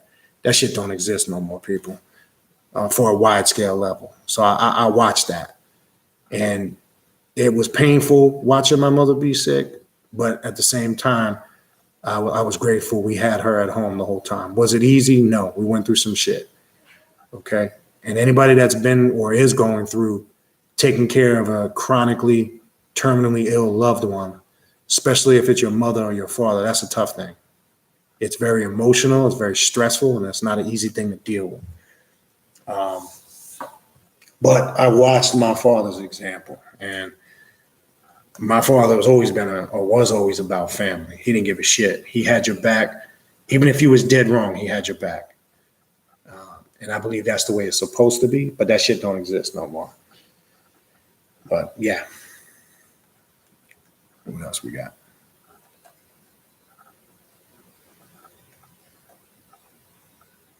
Yep, definitely a show. I always have love for the mother. And that's why I despise watching these little fucking disrespectful kids disrespecting their parents. That bothers me more than anything.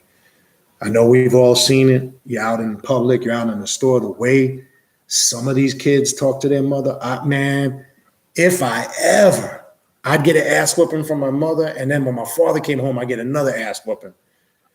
I don't think ever in my entire life, maybe one slipped and I'm thinking, I never cursed at my mother, not one time. My father, shit. My father had a voice. you didn't even think about cursing, let alone. My father just had this voice. As soon as he raised it, you got up off your ass and you did what you had to do. He just had this tone in his voice. And I know some of you can relate to that. My father just, if he said to do something once, here's the thing though. Now, there was two, this is funny because you're probably not going to believe this, but this is the truth. My father never hit one of us our entire life growing up, never put his hands on us. He was totally against that. One, because he didn't have to. Now, my mother whooped our ass on a regular. So they would have disagreements about that. He didn't believe in hitting the kids. He believed in firm discipline.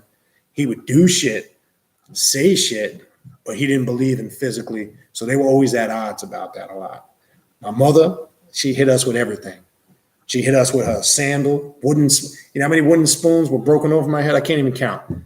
My mother would sit us on the couch. If we all did something fucked up, I can remember several times being on the couch with my three sisters, sitting, balled up, head down like this. My mother would take that wooden spoon, blah, blah, blah, and fuck us all up, blah, blah, blah, blah.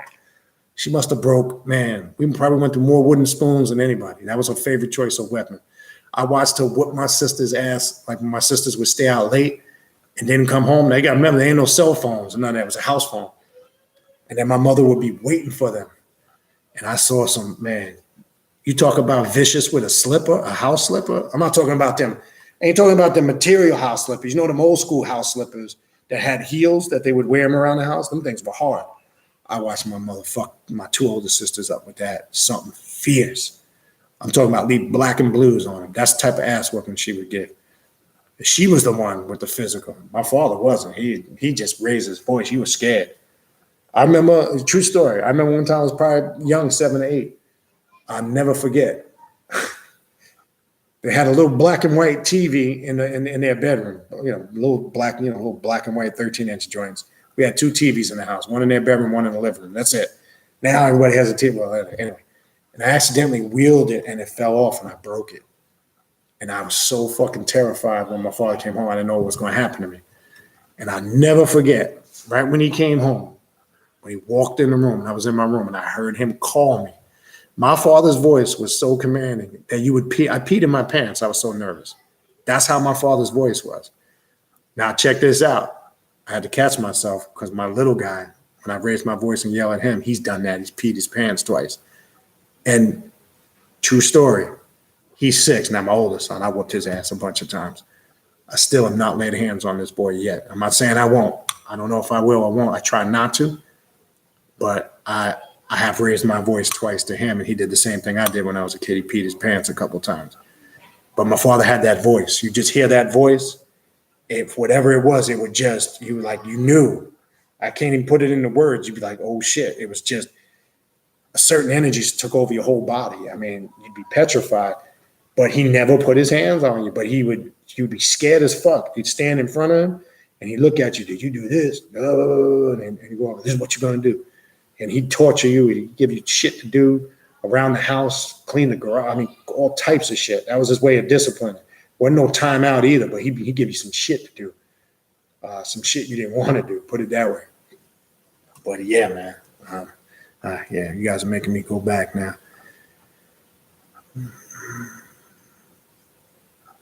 Yeah, no.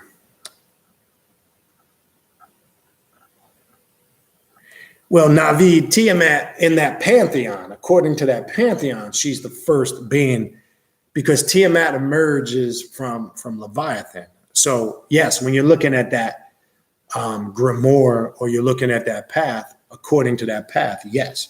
So when you're dealing with all of those Babylonian and Sumerian deities, Marduk, Tiamat, Ereshkigal, yeah, that's the pantheon.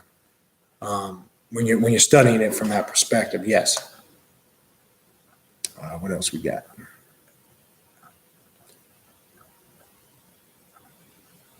Yeah, I don't believe you've been spreading fear because fear is a disease that creates a illness called ignorance. And the only thing to fear is that true saying, fear itself. Whatever you accept as fear that you're afraid of becomes your reality. Look, everybody's entitled to their perspective. but we're also entitled not to agree with it. I'd be foolish to think everybody agrees with what I say. You're entitled. I'd be dumb to think that people that watch this channel, that everybody tunes in, agrees with every word I say. That would be ridiculous. And that's not my concern. I put information out there. I'm not really concerned if you like it, love it, hate it, or agree with it. If you do, greatly appreciate it. But the whole point is it's not going to stop. It shouldn't stop you. It shouldn't stop me from having our own perspectives too. Correct. So we should never be in fear of anything, of saying or doing anything. The only fear we should be in fear of is being afraid of speaking up and expressing ourselves. That concerns me. So yes, you must be a think for yourself. Yeah, VO, it's good. You had a green and tan soldier. So I see some of you know what I'm talking about. Some of you used to play with it, so you know. Yeah, I mean, it was no joke, man. Them big ass plastic bags of fucking 400 men in them. I'm just kidding, yeah. Yeah, Doomer, you know the tech. You my age, brother. So I know you. You my age. You know what I'm talking about. The Texas Instruments. Oh, Atari. Oh shit. Rose, I got one better for you. I don't know how old you are. Yeah, remember the Atari 2600? Then it was the 5200. Now I remember growing up. There was only one kid in the neighborhood that had that because we couldn't afford that shit. And we'd all be over my boy Frank's house. His father had some gangster connections, and we all knew it. It was like one of them things, like, you know, everybody knew, but nobody said nothing. But he was like the kid that he lived around the block, and we would all be over there because he had all the flyer shit. You know, he had the projection screen TV. Remember the one that opened up and had the 3 colored lights, the big one. We thought that was the fly shit back in the day. We used to go over there to watch movies. We thought it was like, yo, his crib was fucking, fat. He had all the latest shit. So he was the only one that had the gaming systems. So it was the 2600, the Atari 50, then Nintendo. Yeah, remember when Nintendo came out? We used to play Mike Boxing's Punch Out. Remember that shit? We used to have tournaments with that shit. But I'm gonna go in even further back. I'm gonna go back to late 70s, early 80s. Right? Some of you may or may not know this. What was before? What comes to mind? What was the gaming system before the Atari 2600? That was popular. You guys don't remember ColecoVision, do you? Remember what that shit was? Remember they had the tennis, the little line with the ball, boop, boop, you'd hit it with the dot, boop, you play doubles. You know, I don't know if anybody, I'm going back. That's ColecoVision. Google that shit. Google ColecoVision to see what I'm talking about. I remember that was the first gaming system that I can remember growing up. What a piece of shit that was. And that was considered technology. Yeah, and then you got into your Ataris and your Nintendos and all that. Yeah, I remember when the 2600 came out. Oh, shit. That was like high tech. But yeah, we had one that he was the one kid. We'd be over his house all the time. Yeah, the Atari 2600. And then the 52 came out after that. And then Nintendo took off. Naveed, yes. Send me an email and I'll send you that information. I don't really talk about that stuff openly. You can make lust towerments, which you can connect them into lust spells. But I would always be cautious if it's just for lust only. The energy has to be focused right to make sure there's not the other person doesn't attach unwillingly. But send me an email and I'll send you information on that. Speak and Tell. There it is. That's what I couldn't think of the name. Yep. There you go, Regina. Speak and Tell. Texas Instruments. That was it.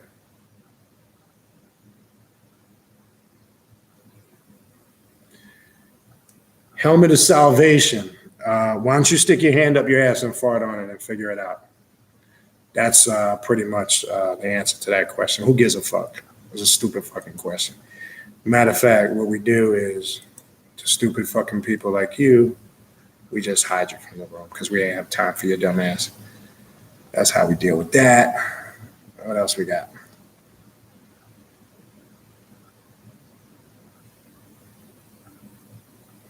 Naveed, I would also encourage you, go on to my Patreon page. There is a mentorship program, which is basically a tutoring program, which is done on a monthly basis regularly. If you're just interested in certain hourly sessions and not doing it monthly, look at the tier 5 on patreon.com/Beniti. Or if you're just interested in setting up certain times, which really is a consultation. You can do it by the hour. Send me an email and I'll send you that information. Okay. Oh, shit. So poor. I'll be here all night talking about that. Most intense thing, I just throw a few things out there for the sake of time because I'm about to wrap it up. I'm well over my time. From a physical standpoint, getting intensely sick, passing out, literally not waking up and not remembering how I got to where I woke up. I've had crazy things happen in my dreams. That's shit. I'd be there talking the dream thing. I'd be talking. That's some of the physical and spiritual things. I've had my life completely turned upside down. From a relationship replaced, living situation dramatically changed. Gotten into some legal trouble because of certain things that I was dealing with that was going on. A multitude of things physically and spiritually.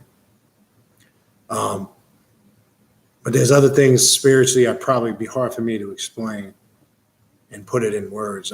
Sex magic, that's a whole nother level of intensity. Experiences with raising the Kundalini, that's a whole nother level of intensity. Many things. I don't really talk about a lot of personal things because they're subjective, but to put it in a simple nutshell without getting too detailed, a lot. And one would classify it good or bad, but I understand it was all pertinent for my growth. So I don't really look at it along those lines for my growth. All right, what else we got? I think we're at the end here. Yep.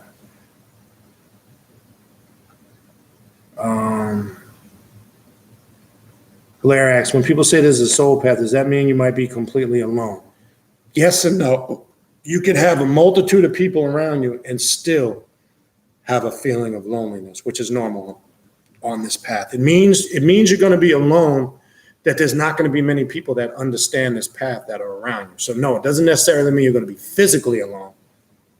It just means you're going to be alone in your understanding of what this path is about, which can transition physically to feeling like you're alone by yourself and that nobody understands you. So no, is it talking about literally? No. Now, some people who are naturally introverted, yes, it tends to turn out like that because this path can make you more introverted. But in essence, doesn't literally mean that. No. Okay. Oh shit! In television, damn, Shara, you going back? Wow, I forgot about that. Commodore 64. Yeah, I do remember that shit too. Damn, you guys throwing some old one. Pong. There you go. There you go. That was the game. Pong. Damn, you guys are really, really throwing back. Tank. Shit. We're going to stop it there at Tank. Listen, that's the end. I tried to get to everybody's questions. Did my best. I appreciate you guys tuning in. We'll do this again. Not sure when I'll be back on. I'll be back on sometime. Appreciate you guys' support. Again, you know where to reach me. You got my email. I encourage you to check out the Patreon page, patreon.com/Beniti. Those I told you that some of the personal things, email me and I'll get with you on the side. Other than that, you guys enjoy the rest of your night. Infernal blessings, and we will talk soon. All right? Out.